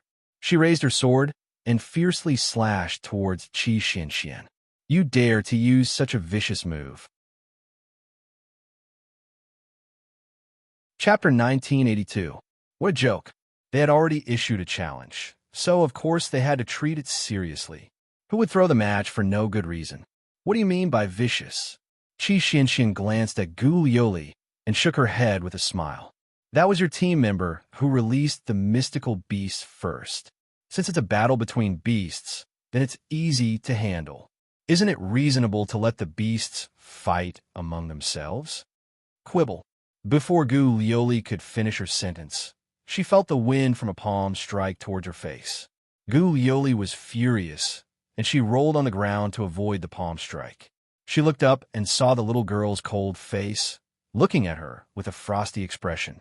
Gu Yoli held her breath, and a wave of wood spiritual energy appeared in her hand, which she slapped towards the ground. However, brambles and thorns burrowed out from the ground and shot straight for Qiao Mu, enveloping her body. Screech! The cry of an ancient phoenix appeared in the air above the stage. Whoosh! A raging flame shot out, and the entire center of the stage was set ablaze by the flames. Gu Yoli and Zhao Li's 2 mystical beasts were surrounded in the center of the flames. They clutched their heads in panic, not daring to look up at the ancient bloodfire phoenix. What a joke! That was an ancient sacred beast, okay? In front of a sacred beast, these 2 mystical beasts weren't even enough to fill the gaps between its teeth. Wah, was a master too awesome. She actually offended an ancient sacred beast. At this moment, Gu Yuli was probably stunned as well. She was crawling on the ground, not moving at all. Arbor flipped its hand and slapped the ground with a wave of wood spiritual energy. One after another, the man-eating flowers transformed from wood spirits rapidly opened their sawtooth mouths, sweeping towards Gu Yuli and Zhao Li. Roar! A ferocious beast jumped out from behind Zhao Li. It opened its mouth and swallowed the few man-eating flowers transformed from the wood spirits. Then it threw Gu Yoli and Zhao Li onto its back and jumped up with all its strength. Bang! Qishue instantly transformed into his human form. He raised his foot and kicked the back of the ferocious beast from the sky, smashing the unlucky fellow to the ground. The human form of the phoenix was very delicate and beautiful. It looked like a 12 or 13-year-old youth, wrapped in a scarlet robe. It had red lips, white teeth, sword-like eyebrows, and bright eyes. Its eyes looked left and right, and with a whoosh, it landed beside its little master. Master, do you want to swallow these little shrimps? These things wouldn't even be enough to fill the gaps between his teeth. Xiao Mu silently glanced at him and didn't say anything, but she was ridiculing him in her heart. Although there might be a few deaths during the competition, there shouldn't be much of a problem. But if you're like you, swallowing all the other team members in one go, that would definitely be a big deal. Master, Qi Shui pointed Zhao Li. Master, Qi Shui, Master. When the latter saw his finger pointing at him, he was so frightened that he wanted to shrink back into a crack in the ground. He was so frightened that his teeth were slightly shaking and chattering. Seeing his frightened appearance, Qi Shui couldn't help but snort disdainfully. Suddenly turning its head, it transformed into its phoenix true form and roared at Zhao Li. Zhao Li was so frightened that he crawled back a few steps, covering his head and shrieking. That ugly appearance really made everyone in the seating area gasp in amazement. Ah, don't kill me, don't kill me. Chapter 1983. Zhao Li rolled on the ground and hid behind the Flying Flower Academy's crowd. He screamed, Lioli, Lioli! Gu Lioli hurriedly flew in front of him and shouted angrily at Arbor, using a sacred beast to bully others. Can this still be considered a fair competition? Miss Xiao leisurely looked at her and nodded. Wealth is also a part of strength. There was nothing wrong with what she said. Hearing this, Gu Lioli's face darkened, but she couldn't do anything else. The little girl was arrogant, but what she said wasn't wrong at all. This competition didn't forbid mystical beasts from participating. Since it was able to participate in the battle, the strength of the Xian beast would inevitably become the key to whether the master could win or not. Gu Lioli could only blame herself for being inferior to others. If she relied on her own strength, she might not lose. Blazing blood, I'll leave it to you. The blazing blood fire phoenix cried out proudly. Its wings flapped slightly, and it rushed towards Zhao Li on the ground. Seeing that Zhao Li was about to be seriously injured by the blazing blood fire phoenix's flames, Gu Lioli shouted angrily and flung out the cloak on her body to meet the flames. Everyone saw that the black cloak flying in the air was burned into charcoal by the blazing blood fire phoenix's flames. The blazing blood fire phoenix was enraged. It screeched at Gu Lioli and circled in the air before swooping down. A line of fire shot out from its mouth towards Gu Lioli and Zhao Li. With a whoosh, Gu Lioli and Zhao Li were trapped in a circle of fire. They stood with their backs against each other, and their faces instantly stiffened. The blazing blood fire phoenix flapped its wings and circled in the air, preparing to kill the two of them in one breath. The Flying Flower Academy's teachers couldn't watch any longer. They jumped up from their seats and screamed, Everyone stop! Our Flying Flower Academy admits defeat. The Flying Flower Academy's students all looked emaciated. Under the ancient blazing blood fire phoenix's pressure, they almost couldn't breathe. They didn't expect that there would be such a perverted student in a top academy. She even summoned a sacred beast for the competition. This was a battle on a completely different level, okay? Qi Xianxian couldn't help but laugh. She shook her head and said, You don't even know the other party's strength, yet you dare to casually issue a challenge. Forgive her for not being able to agree with such behavior. Of the 12 students from the Soaring Flower Academy, more than half of them were being chased by the blazing bloodfire phoenix. As for the remaining few, Duan Muqing and the others were more than capable of dealing with them. They didn't even need to summon their Xian beasts, they could just directly attack.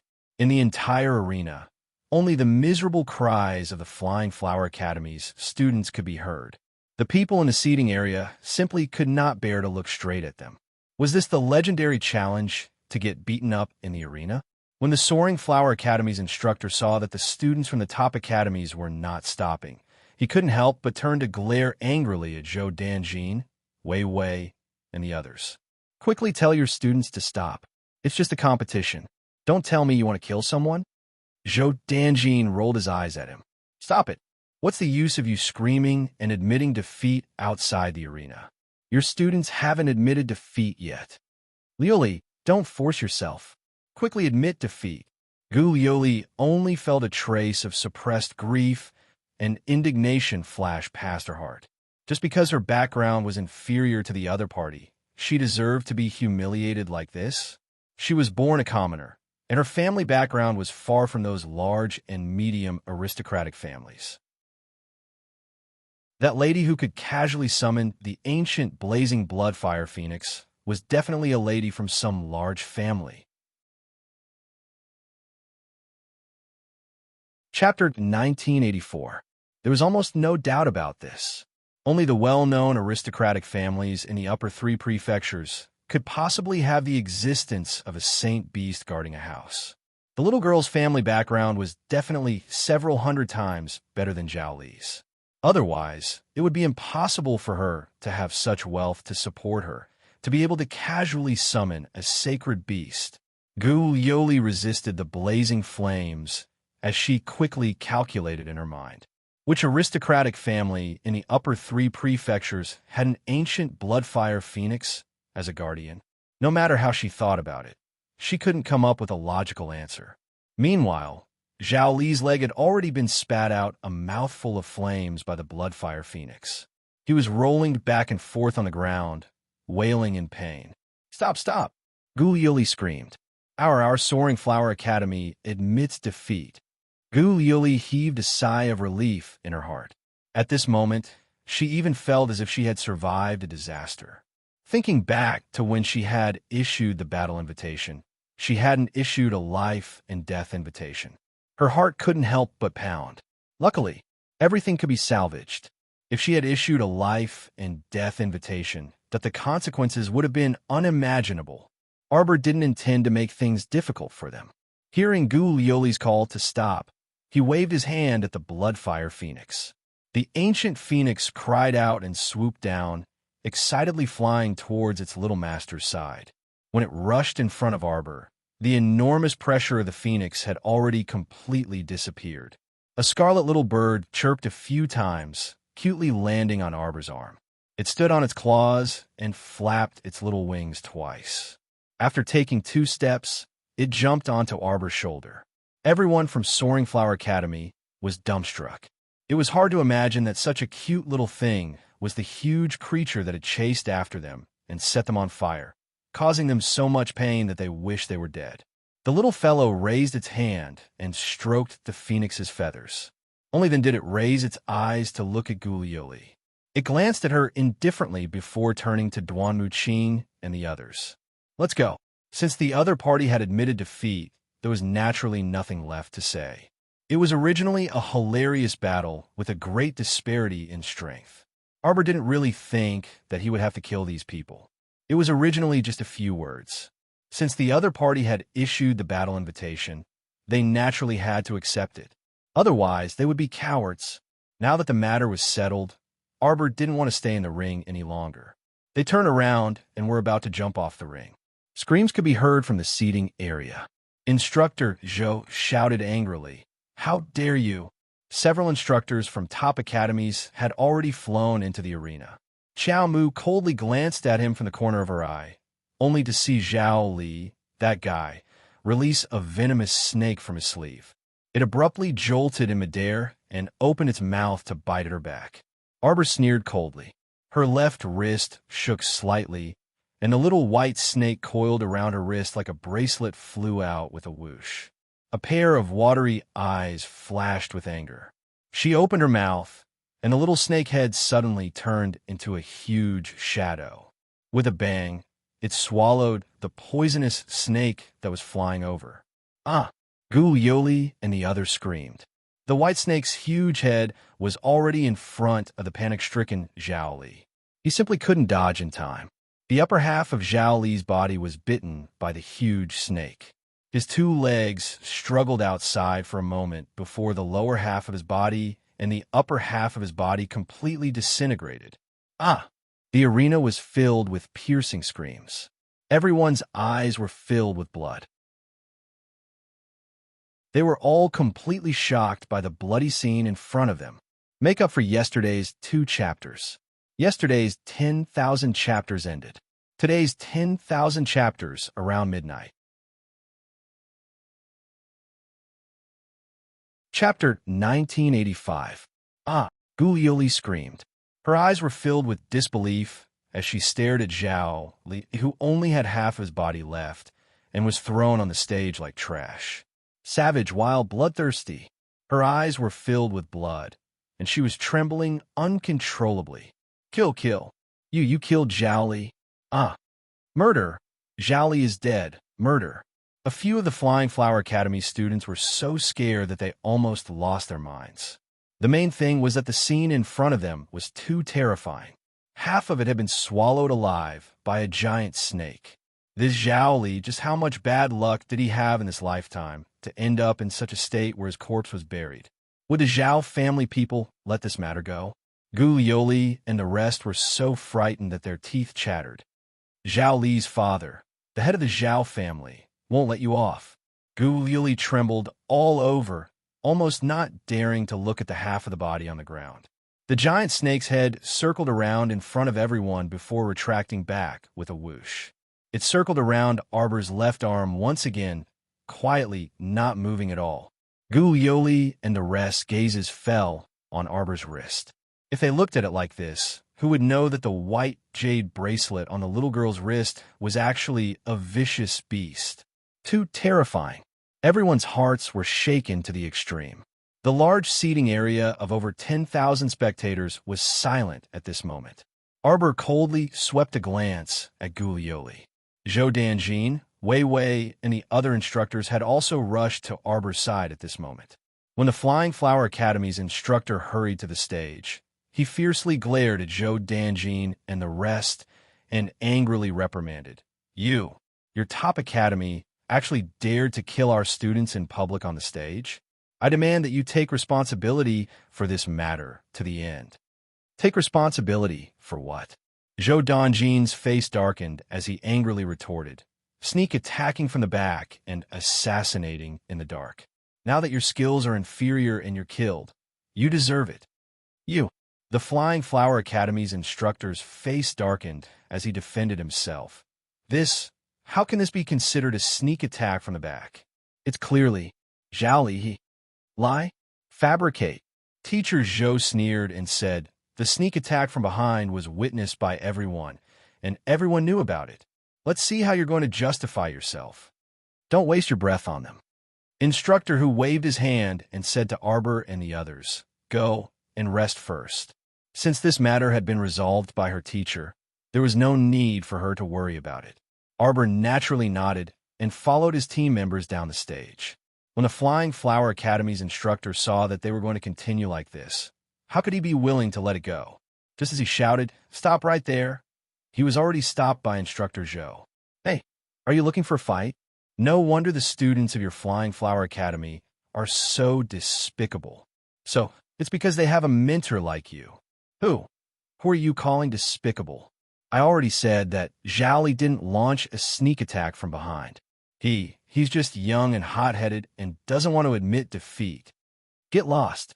Instructor Zhou angrily flicked his sleeves. You only have yourself to blame for being killed in an instant for an attack from the back. I won't take any responsibility. All of you.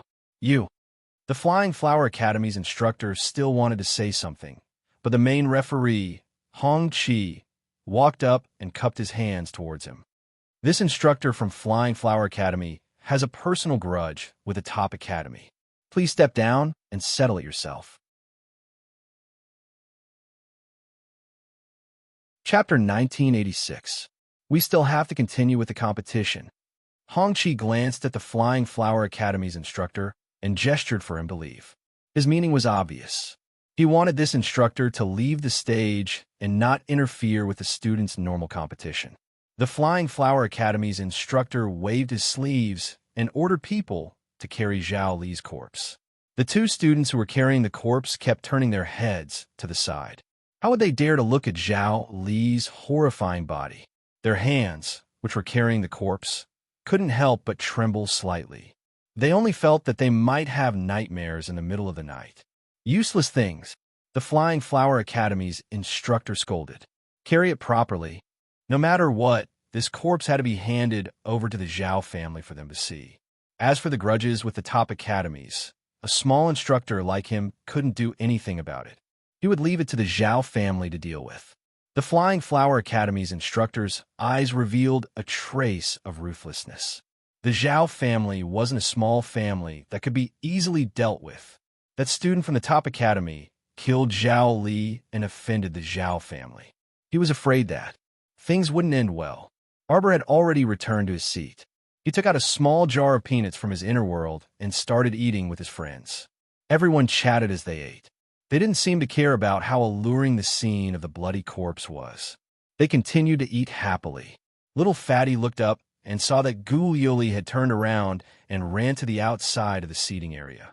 She was hugging a pillar and retching in the corner. What's wrong with her? She was probably disgusted by the corpse just now. Qi Xianxian grabbed a handful of peanuts without any psychological burden. She shook her hand as she ate, her face full of disapproval. Her psychological endurance is too weak. She couldn't take it after looking at such a childish scene. What should she do when she meets a rotten corpse puppet in the future? Mata nodded. That's right. That's why it's useless to be strong. She has to have a strong psychological endurance. That's the way. Otherwise, I'll be like her. She'll faint after looking at the blood. How could she fight? She would be strangled to death in minutes. Arbor was expressionless as he watched the jar in his hand being taken away by the venerable Peach Blossom Immortal. He lowered his head and looked at his empty hands. Emo Yin couldn't help but want to laugh. She turned her head to look at the little fellow, raised her hand to pinch her little face, and said, "Don't take those idle people to heart. The instructors of your academy seem to be quite free. Let them handle it." Arbor swallowed the last 2 peanuts in his hand and silently looked up at Zhou Danjin and the others who were walking back angrily. That instructor, surname Pan from Flying Flower Academy, is too laughable, Zhou Danjin said angrily. It's an obvious fact, and he's still trying to quibble. I don't want to say anything to him. Everyone nodded in agreement. Instructor, what did that guy say after that? Bullshit. Teacher, Zhou waved his hand and sat down beside them. That guy surnamed Pan was still spouting nonsense. Your teacher Wei Wei went up and gave him 2 punches before he finally shut up. Everyone was speechless. Teacher Zhou patted the armrest of the chair and said to them earnestly, "Is Teacher Wei Wei's approach right? Obviously not. When we can reason with others, we shouldn't casually fight with them, right?" Chapter 1987. Don't learn from Instructor Wei Wei in the future. His temper is too irritable. Zhou Danjin looked disapproving as he waved his hand and sighed. However, he saw Qi Xianxian and the others looking at Wei Wei with shining eyes, their faces full of adoration. Zhou Danjin couldn't resist twitching his mouth. What's with your expressions? I think Instructor Wei Wei did beautifully this time. The little fatty raised his chubby paw and said, "When that Pan guy came up to make noise for half a day, I already couldn't resist the urge to beat him up. Right. Especially when I saw him licking his face and forcefully trying to clear Zhao Li's name. I especially couldn't control my desire to beat him up." Qi Xianxian also nodded repeatedly. Instructor Zhou! Exclamation point. What you're doing is wrong. We still have to be reasonable when it comes to reasoning, right? If reasoning doesn't make sense, we can resort to other methods. Instructor Zhou persuaded everyone earnestly and then turned to look at Miss Qiao, who was silently eating dried fruit without saying a word. Look, Jojo's attitude is the one that truly solves a problem. Instructor Zhou pointed at Arbor and nodded approvingly. Sometimes, when the other party sees that you're silent, right, he won't continue to be long-winded.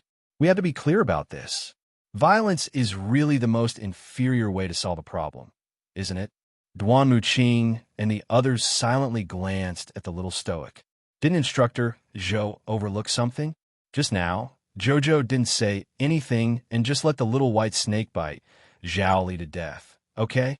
Jojo definitely wouldn't make noise for others, right? What was she making noise for? Wasn't her way of solving a problem to directly slap someone to death, and then her ears would be especially quiet? You want JoJo to reason with others? Ha ha ha. Everyone wanted to laugh out loud. Wasn't this a fantasy? Would JoJo blindly argue with you? If she had the time to blindly argue with you, she would have already slapped you to death so that you would never be able to argue. Okay? They really didn't understand JoJo's way of dealing with people. This time, even Crown Prince Emo swept a disapproving glance at Mentor Zhou Danjin. The venerable peach blossom immortal, who had snatched JoJo's jar of peanuts, wanted to laugh. However, he held it in and coughed lightly. The little stoic turned a deaf ear to everyone's chatter and calmly ate the dried fruit in her hand. Boom! A loud tremor suddenly came from the distant seating area, startling the two teams competing in the arena. Everyone stood up, and the teams in the competition stopped what they were doing. Their gazes all turned towards the source of the sound. A huge pit had appeared beneath the feet of the instructor from the Flying Flower Academy, surnamed Pan. Teacher Pan was caught off guard. How could he have expected that the soles of his feet would suddenly sink when he was sitting perfectly fine? How big a pit was this? Instructor Pan fell headfirst into the pit. He was completely stupefied. Not only was Instructor Pan dumbfounded, but even the stewards of Shanghua Martial Arts Arena, who were responsible for maintaining order, were also dumbfounded. Their Shanghua Martial Arts Arena had experienced so many competitions and basically held all kinds of big and small competitions every year. They had never heard of anyone falling into a pit. Okay? Just how heavy was this instructor from the Flying Flower Academy to be able to make the pitiful ground unable to bear his weight and fall into the pit? The venerable peach blossom immortal burst out laughing, which then turned into a wild guffaw. Everyone looked at the embarrassed Instructor Zhou with a mocking gaze. Chapter in 1988. Instructor Zhou's face hurts? Ha ha ha ha ha. The laughter of Little Fatty and the others formed a unique band, transforming into Instructor Zhou's awkward backdrop and setting off Zhou Danjin's stupefied face. Cough. Zhou Danjin coughed lightly and turned to look. Even Instructor Wei Wei's stern and inflexible face couldn't conceal his smile. While he was praising JoJo's attitude is a true problem-solving attitude, the miserable Instructor Pan was in big trouble. Although Miss Xiao was silently gnawing on her dried fruit, Zhou Danjin dared to bet his head that this girl definitely had something to do with the large pit that appeared under Instructor Pan's butt. Needless to say, Zhou Danjin felt that his old face really hurt a bit right now. Xiao, what exactly did you do? Zhou Danjin coughed again and speechlessly glared at his worrisome student. Just as he wanted to elevate her image, who knew that Miss Xiao glanced at Instructor Zhou from the corner of her eye and expressionlessly turned her small face away, continuing to gnaw on her dried fruit. However, Qi Xian and the others couldn't stop laughing. It was as if their laughing acupoints had been pressed, and they were rocking back and forth with laughter. Rewind time to 15 minutes ago. Instructor who waved his hand at them and said, "You all can go and rest first." When Arbor turned to leave, her fingers moved slightly, and an explosion talisman enveloped by an invisibility talisman stuck to the butt of the Soaring Flowers Academy instructor, who was spouting sophistry like gangrene attached to a bone. Everything that happened afterwards was practically a matter of course. As long as Arbor willed it, that explosion talisman would explode whenever she wanted it to. Just now, she saw that Instructor Pan, who was incessantly snoring, holding a teacup handed to him by a student and pretending to drink water, that Miss Xiao promptly made the explosion talisman under his but take effect. Right now, this Instructor Pan probably didn't just have a very ugly fall. His but should be the worst hit, right? Who knew if it had split open now? What did you think I did? The little stoic swept Instructor Zhou and the others a glance and silently took out a cup of spiritual tea. Before she could bring it to her lips, it was snatched away by Zhichun, who was sitting on the side. Good tea. Just smelling it makes me feel extraordinary. The little stoic lifted her eyes to glance at him. She could only take out another cup and take a sip before saying dryly, Do I look like someone who would do such a senseless thing? Similar. Everyone gave her a word of affirmation in their hearts. Although they didn't know what she had done, they were very sure that she had done it. At this moment, Instructor Pan had already climbed out of the pit. His face was flushed red as he pointed at the stewards of the Shenghua battle arena who had surrounded him. He anxiously asked, Your Shenghua martial arts arena is often used for competitions. Once, twice, and thrice, the ground will be oppressed by the impact of spiritual energy. Don't they know how to repair the ground regularly? Although the corners of the stewards' mouths twitched slightly, they still comforted Instructor Pan kindly and immediately ordered people to take him away to apply medicine and rest. Looking at Instructor Pan's twisted walking posture, everyone's eyebrows couldn't help but twitch. This unlucky Instructor Pan, could it be that he had injured himself somewhere he shouldn't have? Wasn't it just an explosion from the explosion talisman? As for his walking posture being so ugly, Arbor secretly ridiculed in her heart. Chapter 1989. Cough. Jojo, I didn't see you make a move. Instructor Zhou was still curious. He really didn't see when Arbor made a move. However, it was obvious that before that, Arbor had already made a move on Instructor Pan. Looking at Instructor Pan's current state, Miss Qiao must have hit him rather hard. Lame. A certain someone defended herself stubbornly. I'm too lazy to make a move on him. What talisman did you use? It's so powerful. The Venerable Peach Blossom Immortal asked. Everyone then understood that Miss Qiao had used a talisman just now. Strange, they didn't see her move at all. When did she stick the talisman on him? Arbor coughed and silently raised his hand to stuff a piece of dried fruit into his mouth. Emolien couldn't help but laugh. She raised her hand to rub the little fellow's head. Naughty. Everyone nodded emotionally, agreeing with the Crown Prince's judgment. This child was naughty indeed.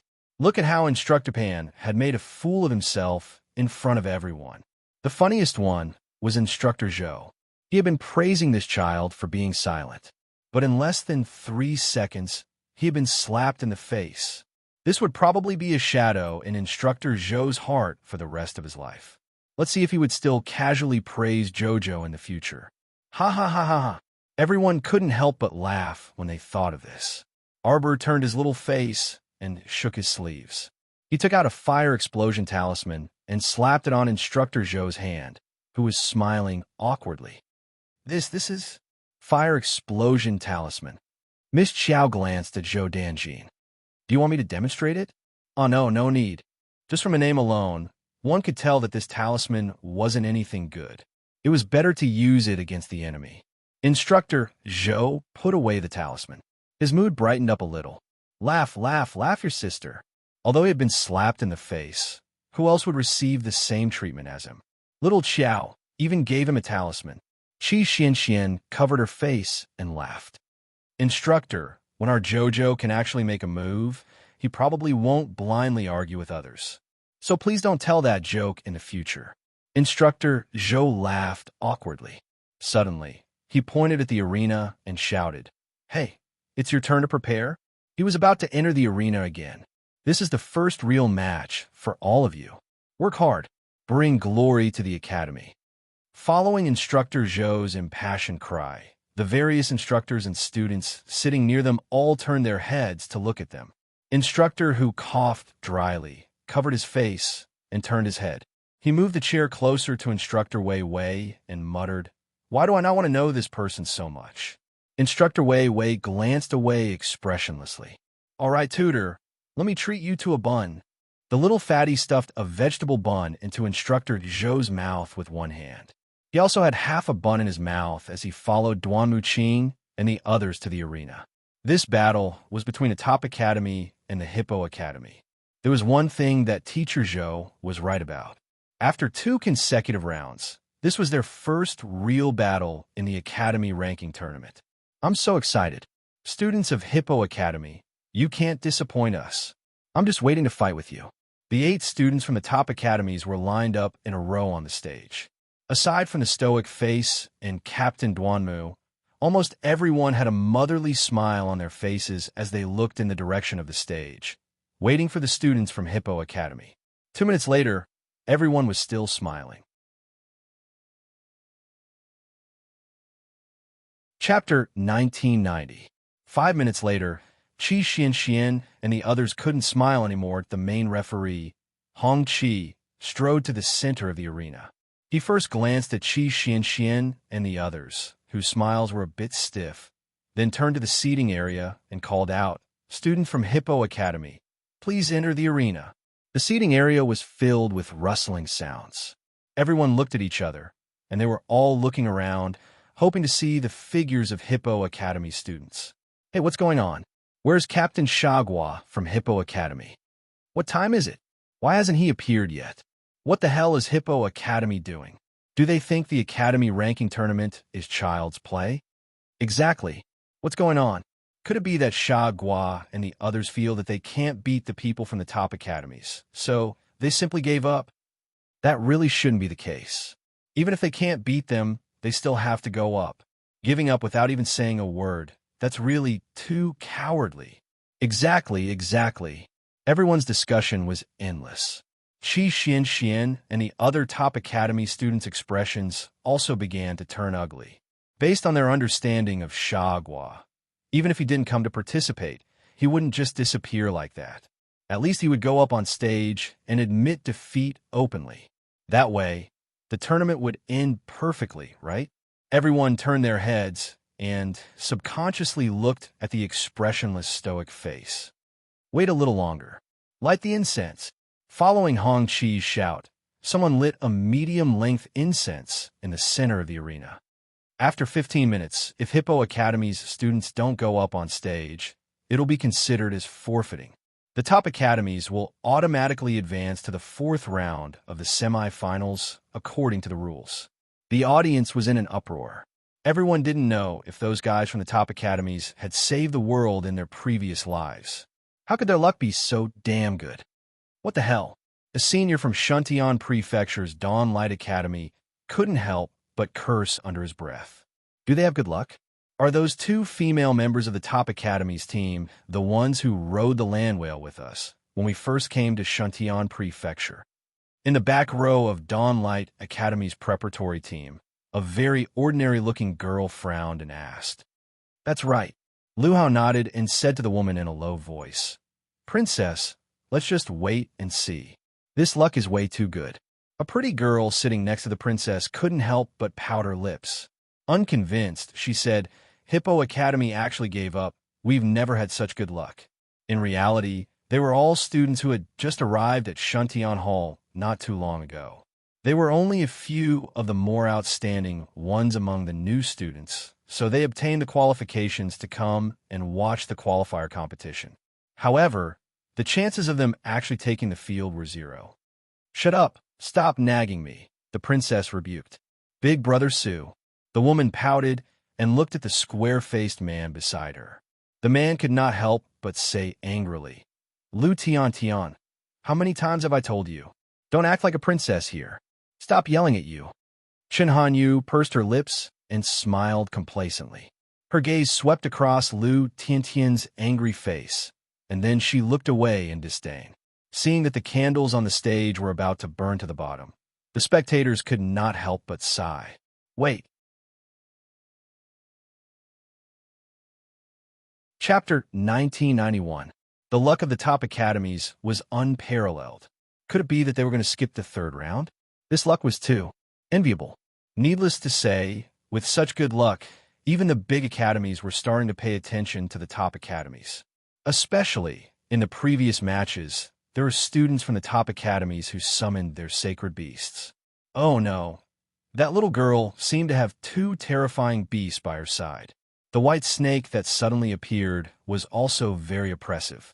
Although they couldn't tell what level of beast it was, they could feel that the deterrence it gave off was not lower than the blazing blood phoenix.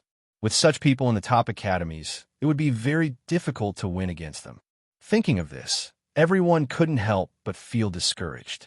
Even if the people from Hippo Academy came, they would probably be eliminated in minutes. "All right, time's up. Put down the incense. I will now announce that because of Hippo Academy's last-minute withdrawal, the top academies will successfully advance to the— Wait a minute. A voice interrupted Hong Chi. Everyone turned to look, and their faces couldn't help but become slightly excited.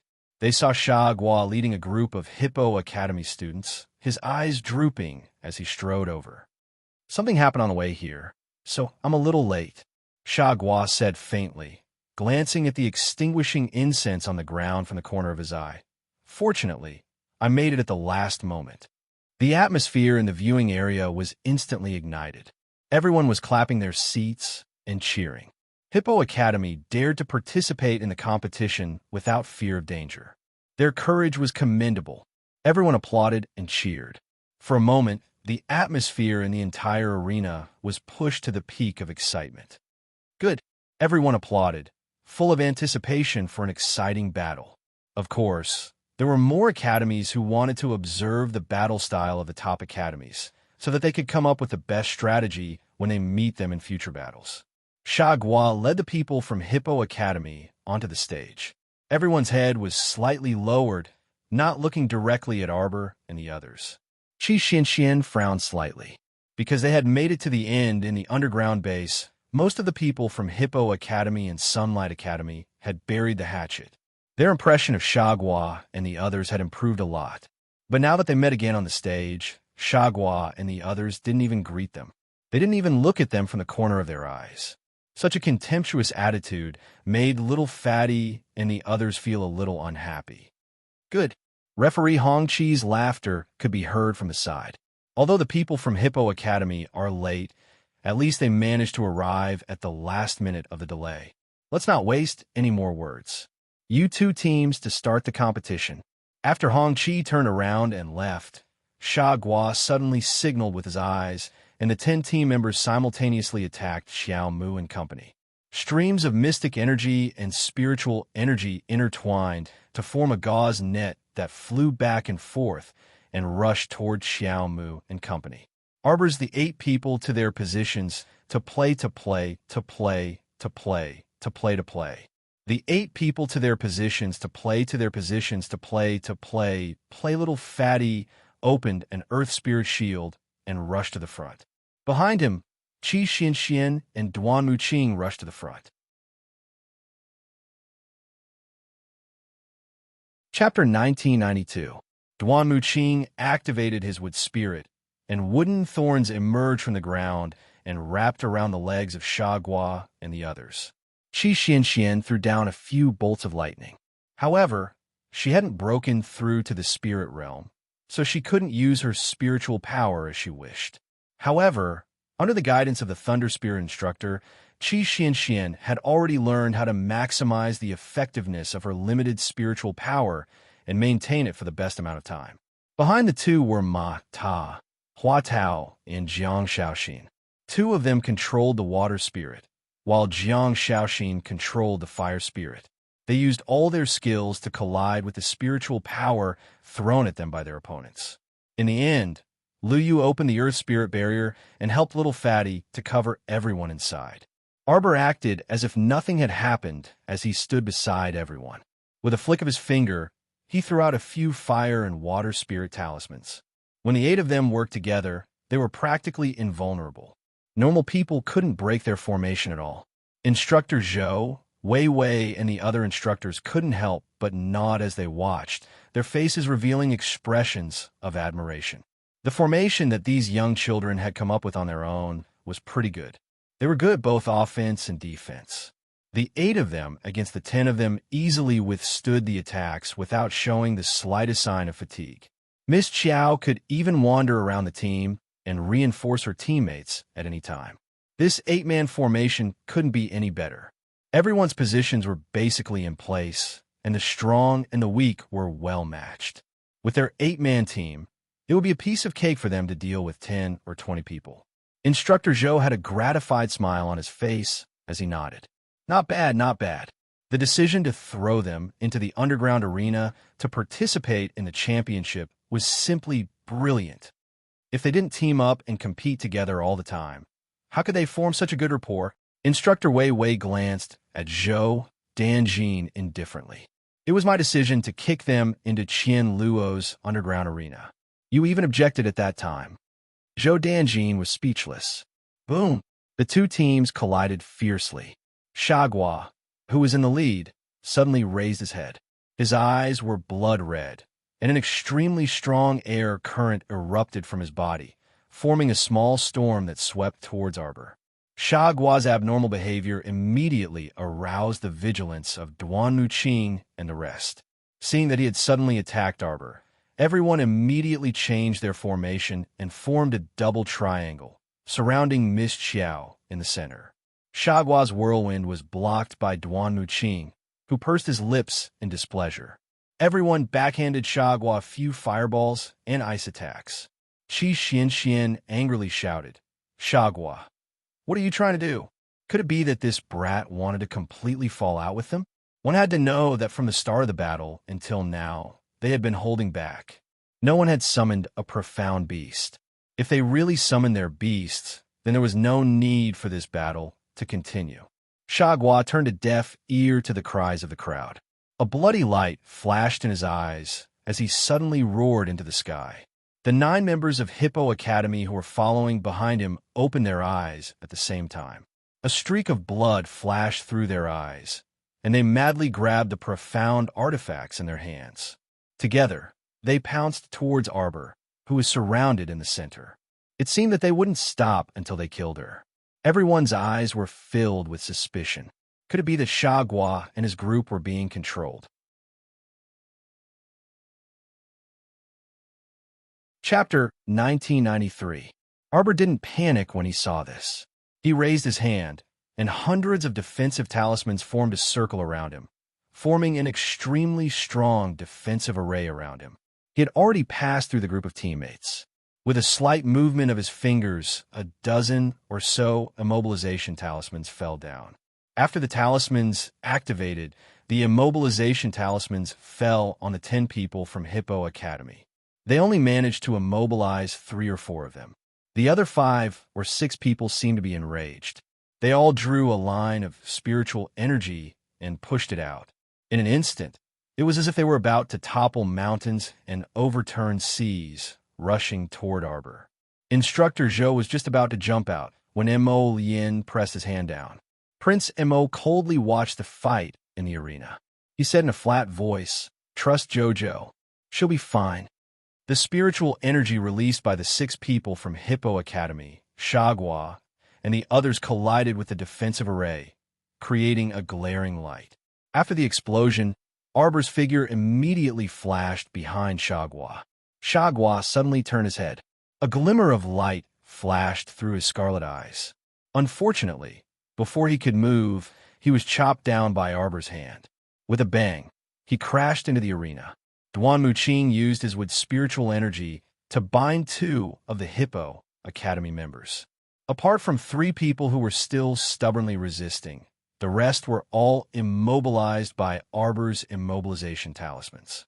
Qi Xianxian and the little fatty naturally had a much easier time dealing with them. Soon, the battle came to an end. All of the Hippo Academy students were restrained by Arbor's group. However, although they were bound by spiritual energy, their entire bodies were still twisting and moving. They wanted to break free of the restraints and counterattack. Arbor didn't hesitate to step forward. He gave each of them a chop, knocking them all unconscious. He then turned around and said expressionlessly, "Take them away." At this moment, if the people present still couldn't see that something was wrong with Shagua and the others, then they would all be idiots. What happened? Everyone whispered to each other, their expressions uncertain. "What are you doing?" The Dawn Academy instructor, sitting in the front row, stood up and pointed at the people from Arbor with a frown. Arbor didn't seem to care at all. He ordered people to drag the 10 students from Hippo Academy off the stage and walk towards the open space at the side. Suddenly, Shagua opened his eyes and pounced on the little fatty who was holding his arm like a madman. It was about to bite little fatty's shoulder. Arbor punched the left side of Shagua's face, causing several teeth to fly out. Shagua spat out a mouthful of blood. A silver needle pierced the back of Shagua's neck. Arbor's attack was fast, ruthless, and accurate. Shagwa was stunned for less than a second, and then his head drooped again. What are you doing? When the instructor of the Changguang Academy saw her extremely cold expression and arrogant behavior, he couldn't help but get angry. Xiaomu turned her head and swept him an incomparably chilly gaze. The Changguang Academy instructor was frightened by the power in her eyes. He couldn't help but take half a step back. Move them over there. Arbor was in an extremely bad mood at this time. She pointed to a place and said softly. Little Fatty and the others, of course, had no objections. They directly moved the 10 people over and placed them on the ground one by one. Arbor moved her finger, and a stream of holy water shot out from her fingertips. Her left hand swiped the air, and a piece of medicinal powder was sprinkled down. It floated straight into everyone's mouths and noses.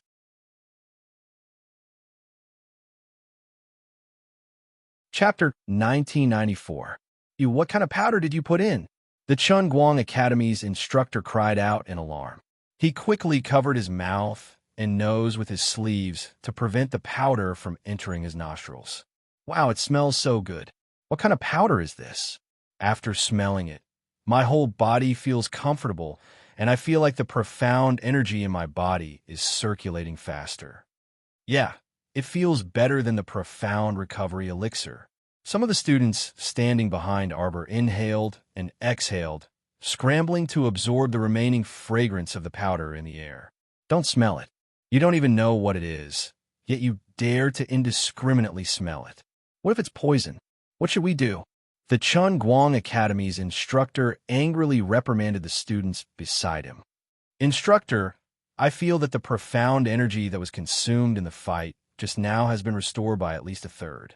Yes, I also feel that way. Ridiculous. The Chungguang Academy's instructor was still covering his nose and mouth. He angrily glared at the 2 students who were trying to undermine him. How can there be such an instant powder in this world? Stop daydreaming. Be wary of any trickery. All of you hold your breath. Breathing was naturally not something that the Chungguang Academy's instructor could control. Since they couldn't get through to the instructor, the students could only shut their mouths in resentment. However, they were still secretly absorbing the powder. Arbor was too lazy to pay attention to the self-righteous instructor. With a flip of her palm, 10 shining silver needles appeared between her fingers. Like a fairy scattering flowers, the needles pierced the chests of the 10 people in front of her. The 10 people from Hippo Academy opened their eyes at the same time and spat out a mouthful of black blood. The Chungguang Academy's instructor cried out in alarm and shrieked, You, quickly stop. Quickly call the arena's administrator over. Don't tell me that they're just going to watch this little witch casually harm other academy students. Who are you calling a little witch? Qi Xian angrily shouted. If you don't understand what others are doing, can you please shut your mouth? Emolion's group had already arrived at Arbor's side. Their expressions were indifferent as they glanced at the Chungguang Academy's instructor, who was making a ruckus. Get out of the way. Yuan Shichun flicked her finger, and a ray of spirit energy shot at the Chun Optics Institute's instructor's knee, causing him to kneel on the ground. Following that, a gust of wind was sent towards him, and the Chungguang Academy's instructor was swept away like a piece of trash. With a bam, he fell onto the seats and crushed a few chairs. Xiaomu simply didn't look at that Chungguang Academy's instructor in the eye. She took out a porcelain bottle and poured out 10 pills. Her fingers swiftly tapped those 10 people's acupoints from a distance, forcing the 10 people from Hippo Academy to simultaneously open their mouths. 10 pills were tossed into the mouths of the 10 people. They melted in their mouths, leaving only a faint medicinal fragrance in their mouths. This Grandmaster's medical skills are amazing. This old man admires you. A white-haired old man walked out from the Shuntian Starlight Academy. He gave Arbor a friendly smile and even cupped his hands politely. Isn't that Starlight Academy's alchemy Grandmaster Zhou? Even Grandmaster Zhou is so respectful towards this young lady. It seems that this young lady's medical skills are really amazing. Arbor turned his head and very politely returned a bow to Grandmaster Zhou. Senior is too kind. I don't deserve to be called a Grandmaster. It's just that I have studied medicine with my master for a few years and know a little about it. Hey, little Grandmaster, you're too modest. Grandmaster Zhou smiled and waved his hand. At this time, the 10 Hippo Academy students on the ground slowly woke up. Catch up on yesterday's 2 chapters. Today's 10,000 chapters would still be around 12 in the morning.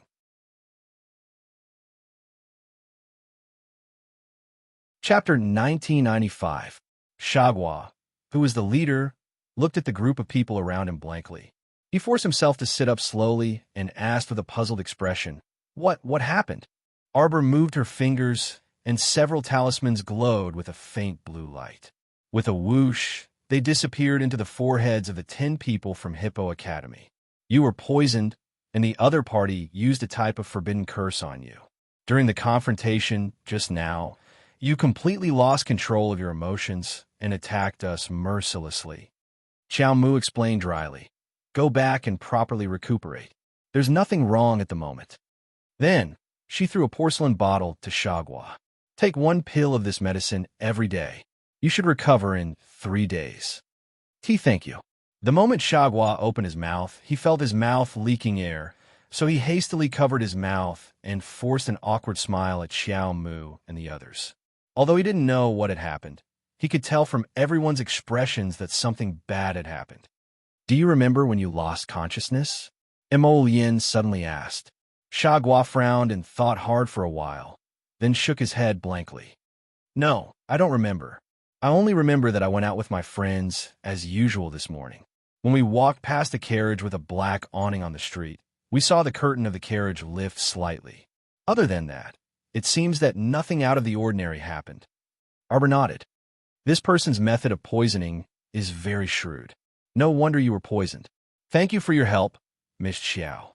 Shagua led the group of Hippo Academy students who had struggled to get up. They bowed again to Arbor, then left with the students. Arbor looked coldly in the direction they left. With a flick of her sleeve, a row of tiny black poison-tailed butterflies darted out of her sleeve and chased after Shagua and the others. Mai Chao's section break, Song State, southeast of the 3 upper states. Overlooking the entire Tsang State, it was like a fairyland shrouded in clouds and mist. Celestial mountains rose and hundreds of birds danced. Because it was southeast, separated from China and the underworld by the great forest to the north and the Sea of Forgetfulness to the west, it was relatively safe. For over 100 years, Tsang Prefecture had never experienced war. The people lived and worked in peace and harmony. Recently, in the capital of the Tsang Prefecture, Phoenix the Arch-City, the most talked about thing was the Tsang Prefecture's great emperor had acknowledged his 4th son and brought the mother and son back to the Imperial Palace. Imperial Palace, South Qiao Hall, in a corner of the West Court. A man in a white robe was lazily lying on the stone table in the pavilion in the middle of the lake. Using his slender fingertips, he gently stirred a small cup of viburnum wine. A white jade cup rolled back and forth between his fingertips. The man supported his forehead with one hand, bored to death. Fourth Highness, Fourth Highness, Fourth Highness. Ah! The man's voice sounded as if he had just woken up from a deep sleep. Your Highness the 4th Prince, His Highness the Crown Prince, 2nd Prince, and 3rd Prince's carriages have arrived at Donggu Gate one after another. Your Highness the 4th Prince, please tidy up your appearance and go to the main hall to welcome the 3 princes. Gulp. The wine cup in the man's hand fell onto the stone table, and a thin and long stream of viburnum wine spilled out, slowly flowing along the cracks of the stone. Extremely boring. Your Highness, Your Highness. The young eunuch near him was almost scared to death. He scrambled to the ground and kowtowed repeatedly. Your Highness, Your Highness, the 3 princes are about to enter the main gate.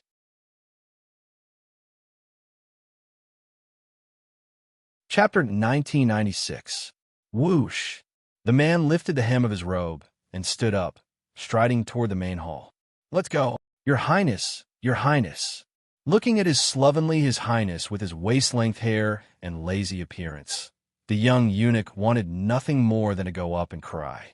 His Highness the Fourth Prince was too careless. His pitch-black boots stepped through the door, and with a casual flick of his sleeve, he saw 3 tall and slender youths standing inside the main hall. The man's eyes flickered, and he laughed loudly. Duan Yu was unaware of the 3 elder brothers' arrival. "Please forgive Duan Yu for not going out to meet you." The 3 youths turned around. All of them were spirited and handsome, with dashing brows and bright eyes.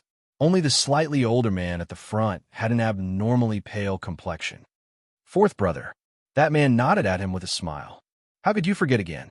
You have already returned to the palace with royal father and announced to the world that you are our Tsangzhou's 4th prince. Your real name is Rongli." "Oh." Duan Yu interrupted the crown prince's words with a grin and waved his hand. "It's only a name, nothing more than a title. It doesn't matter what I'm called. 4th brother, eldest brother is right. I've been used to people calling me Duan Yu for the past 20 years. Hearing someone call me Rongli, or Rongli, I really don't know who they're calling." Duan Yu lifted his robe and sat down in front of the table in an indecent manner. He pursed his lips at the 3 youths and said, "Elder brothers came from afar just to talk to younger brother about such a trivial matter? Of course not." Tsangzhou's crown prince smiled faintly. On his slightly pale face, a pair of pitch-black eyes stared fixedly at this younger brother. To tell the truth, ever since royal father brought this younger brother back several days ago, he had never understood this person. You could say that he didn't care about trifles, but one could see that he was meticulous and reserved in his thoughts. You could say that he was a profound person, but he treated everyone as if he didn't care about anything. He would smile brightly when he saw people, as if he was magnanimous and wasn't afraid of anything being said. Even though the streets and alleys of the imperial city were currently filled with all kinds of legends about this fallen 4th prince, he didn't seem to care at all. "Fourth brother. During the trip to the Imperial Ancestral Temple tomorrow, Imperial Father will personally record your and noble consort Duan's names into the Imperial family's genealogy. We brothers have come to congratulate you first." Duan Yu guffawed and waved his hand as he said, "Elder brother is treating me like an outsider. It's just a small matter. There's no need for you to come here personally. You can just send someone to pass on the message. This is a big event for 4th brother. How can we not come to congratulate you?" The 2nd prince said with a smile. "Then many thanks, elder brothers." Duan Yu. "Oh no, Rongli thanks elder brothers for their great kindness. Ali, actually, according to the usual practice, as long as a child of the Tsangzhou royal family is born, regardless of gender, 3 days after birth, they will be taken to the Imperial Ancestral Temple by someone from the Imperial Clan's Council of Elders to undergo an inheritance ceremony." However, Duan Yu merely smiled and didn't say anything as he listened to them continue their conversation. At such a time, all he had to do was listen, and there was no need for him to interject or express any other opinion. The royal family of the Tsang Prefecture originally inherited the bloodline of the ancient demon emperor. Unfortunately, more than 1,000 years ago, a powerful figure in the clan obtained this inheritance. Since then, no one else obtained this inheritance. This powerful figure who obtained the inheritance of the ancient demon emperor was the founding monarch of our Tsang Prefecture. Duan Yu creased his brows, but didn't say anything.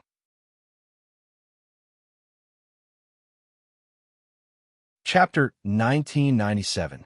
4th brother, if you can obtain the inheritance of the demonic blood during this trip to the Imperial Ancestral Temple, your future encounters will definitely be very different from before, the 3rd prince said with a smile.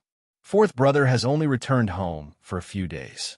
However, this older brother has heard royal father mention many times that 4th brother is gifted and extraordinarily intelligent. Presumably, only someone like 4th brother can obtain the favor of the ancient inheritance. Duan Yu smiled but didn't say anything.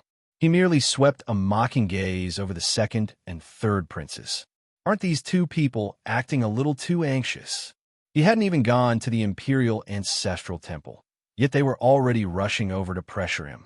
On the other hand, although his eldest brother, the crown prince, looked a bit sickly, he was far more scheming and courageous than those 2 idiots. It was no wonder that no one could shake his position as crown prince, even though he had been sick all these years. The crown prince of Tsang Prefecture chuckled. Second brother, third brother, the inheritance of the Devil Emperor also depends on chance. That's true. The second prince pursed his lips into a smile. To think of our Rong clan's most outstanding son, Prince Qing Rongqing. When he was born, it was said that the sky was filled with splendor. In the entire Zhangzhou, there was only day and no night. Duan Yu nodded with a grin. Regarding this prince of Qing's legend, he had already heard many legends along the way before he even set foot in Phoenix Emperor City's territory. This heir was 2 years older than him, and it was said that he was the youngest person in the entire Tsang Prefecture to break through to the God Realm before the age of 25. There were various versions of the legends about this heir Rong, and they were extremely vivid. Duan Yu had heard no less than 17 to 18 versions. The most outrageous one was that heir Rong was born with 8 heads and 16 arms. Even spiders didn't seem to be that scary. 3 days after the heir of Prince Qing was born, he was carried to the Imperial Ancestral Temple by the Council of Elders. The second prince smiled slightly, and there was a hint of schadenfreude in his smile. However, he didn't receive any of the Demon Emperor's inheritance that time. Duan Yu tilted his head and nodded vigorously. That's truly regretful. Fourth brother, you don't know. For someone as talented as Crown Prince Qing, he will have another chance to enter the Imperial Ancestral Temple after 18 years. He will have a second chance to obtain the ancient inheritance. Oh, Duan Yu nodded. Unfortunately, although Prince Qing's son possesses outstanding talent, he was still unable to obtain the acknowledgement of the devil bloodline. Duan Yu nodded vigorously and said with a nod of understanding, Elder brother wants to advise me not to have high expectations, right? As long as there was no expectation, there would naturally be no disappointment. Thank you for your reminder, big brother. Little brother is very grateful. You? The third prince was momentarily speechless. He indeed wanted to let this talented fourth brother know that it was not so easy to obtain the inheritance of the Devil Emperor.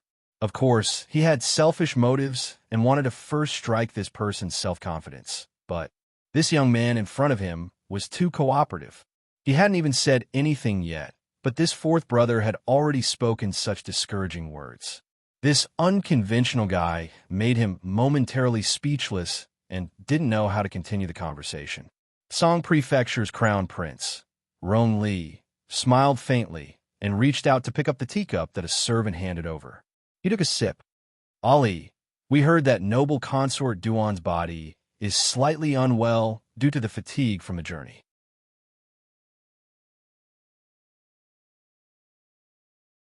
Chapter 1998. We have prepared a meager gift for Her Highness the noble consort to nurse her health. We hope that fourth brother will not decline. Then many thanks, elder brother. After fourth brother visits the Imperial Ancestral Temple tomorrow, Royal Father will probably appoint a residence for fourth brother. When fourth brother moves in at that time, this older brother will come and disturb you again. Duan Yu nodded with a grin. After exchanging a few more pleasantries with his 3 elder brothers, he personally escorted the trio out of South Chiao Hall. His gaze instantly chilled as he indifferently swept his gaze over the trio's departing figures. After a long time, he finally turned around and followed the garden path to the study. Your Highness, the junior eunuch followed this master with trepidation. For some reason, this master had clearly just arrived at South Chiao Hall not long ago and was usually smiling, but for some reason, he often felt a chilly wind blowing from his heart. In the Phoenix Tharch City, which one of them was a simple character? Bring the gifts they sent to the study first. Yes. Duan Yu entered the study and kicked the door closed without any decorum. He slumped onto the low couch in front of the window and half reclined for a while with his legs crossed and head propped up in a sloppy manner, until a junior eunuch knocked on the door and entered. He led a group of junior royal maids and eunuchs to move everything into the study. Your Highness. Duan Yu nodded and waved his hand to dismiss them. Afterwards, he flashed to the pile of gifts. He spent the entire afternoon in the study opening the gifts one by one. After carefully inspecting them for a while, he put them back one by one. After changing some of the things in the gift boxes, he threw a few more. By the time he finished admiring everything, it was almost dusk. Duan Yu sat down in front of the desk and stared blankly at the swaying shadows of the trees outside the window. After a while, he opened a secret compartment under the desk. He took out a rolled-up painting from inside. He supported his forehead with one hand and slowly unrolled the painting with the other. Duan Yu's gaze landed on the woman's expressionless, jade-like face in the painting. His fingers caressed it lightly as he muttered to himself, "When will you come? Your Highness, do you want to light a lamp and serve a meal?" Duan Yu heaved a long sigh of relief before rolling up the painting again and placing it in the secret compartment under the desk. He stood up and strode outside. "Let's go to Chungren Hall."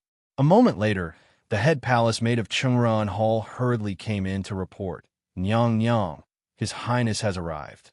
Noble consort Duan happily stood up. Just as she was about to go out and welcome him, she saw her son's handsome figure appear at the door and stride towards her. "Mother." Duan Yu bounced to his mother's side, his eyes curving into crescents. Old Nanny Lin, who had taken care of Duan Yu and his mother for many years in Seacone Planet's Duan family, said with a smile, "His Highness the Fourth Prince probably hasn't eaten dinner yet, right? This old servant will ask someone to serve the meal." Noble consort Duan smiled as she took her son's hand and poked his forehead with her finger. "This child, you don't have a proper appearance all day long. Look at your lazy attire. Do you think this is still Seacone Planet's Duan family? Mother, does this son need to dress up like a flower to come to your place?" Noble consort Duan burst into laughter and glared at him in both amusement and annoyance. She raised her hand to accept the fine-toothed comb that the head palace maid handed over and casually combed her son's long hair. She couldn't help but mutter, "Son, you're not young anymore." After you return from the Imperial Ancestral Temple and acknowledge your ancestors, how about Mother have your royal father arrange a marriage for you?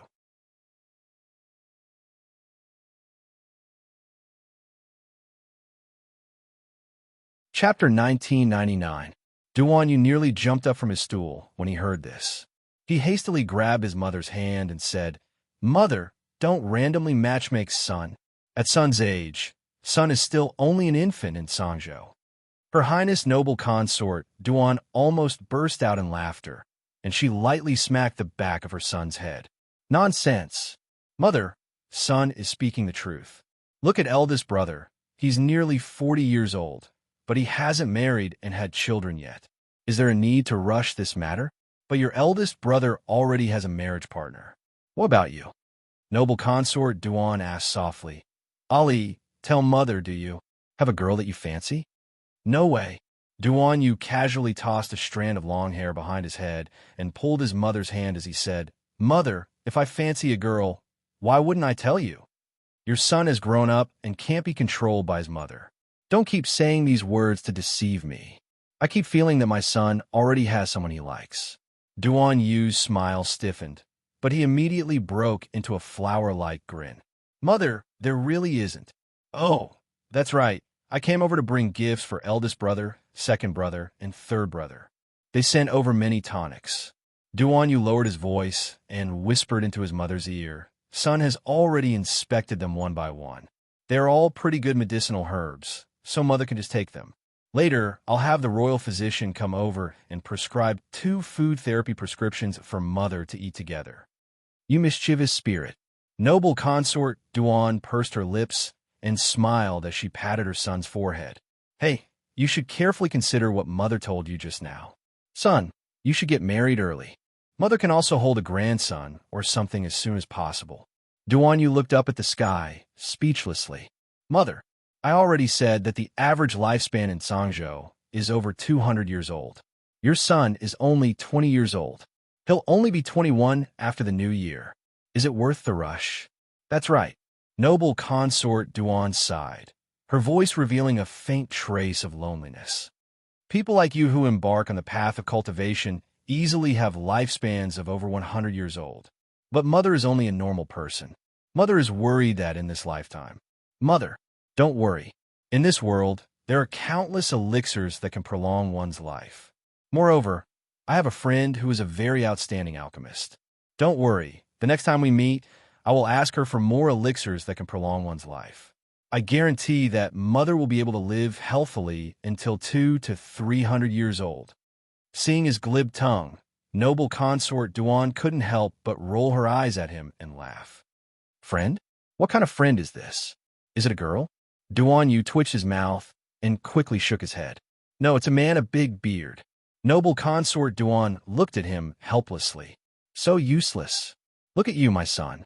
You're young and talented, and you're so handsome. How come you can't even get a wife after 20 years? Duan Yu simply wanted to flee.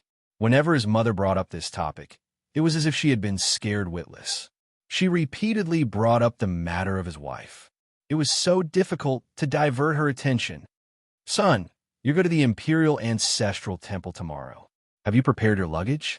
Mother, what luggage do I need? The things I want are all in my inner world. Oh, that's right. My son is a very impressive, great mystic cultivator. Duan Yu couldn't help but feel helpless. His mother was only a normal woman. After failing to trigger her mystic meridians, she had never come into contact with cultivation in her entire life.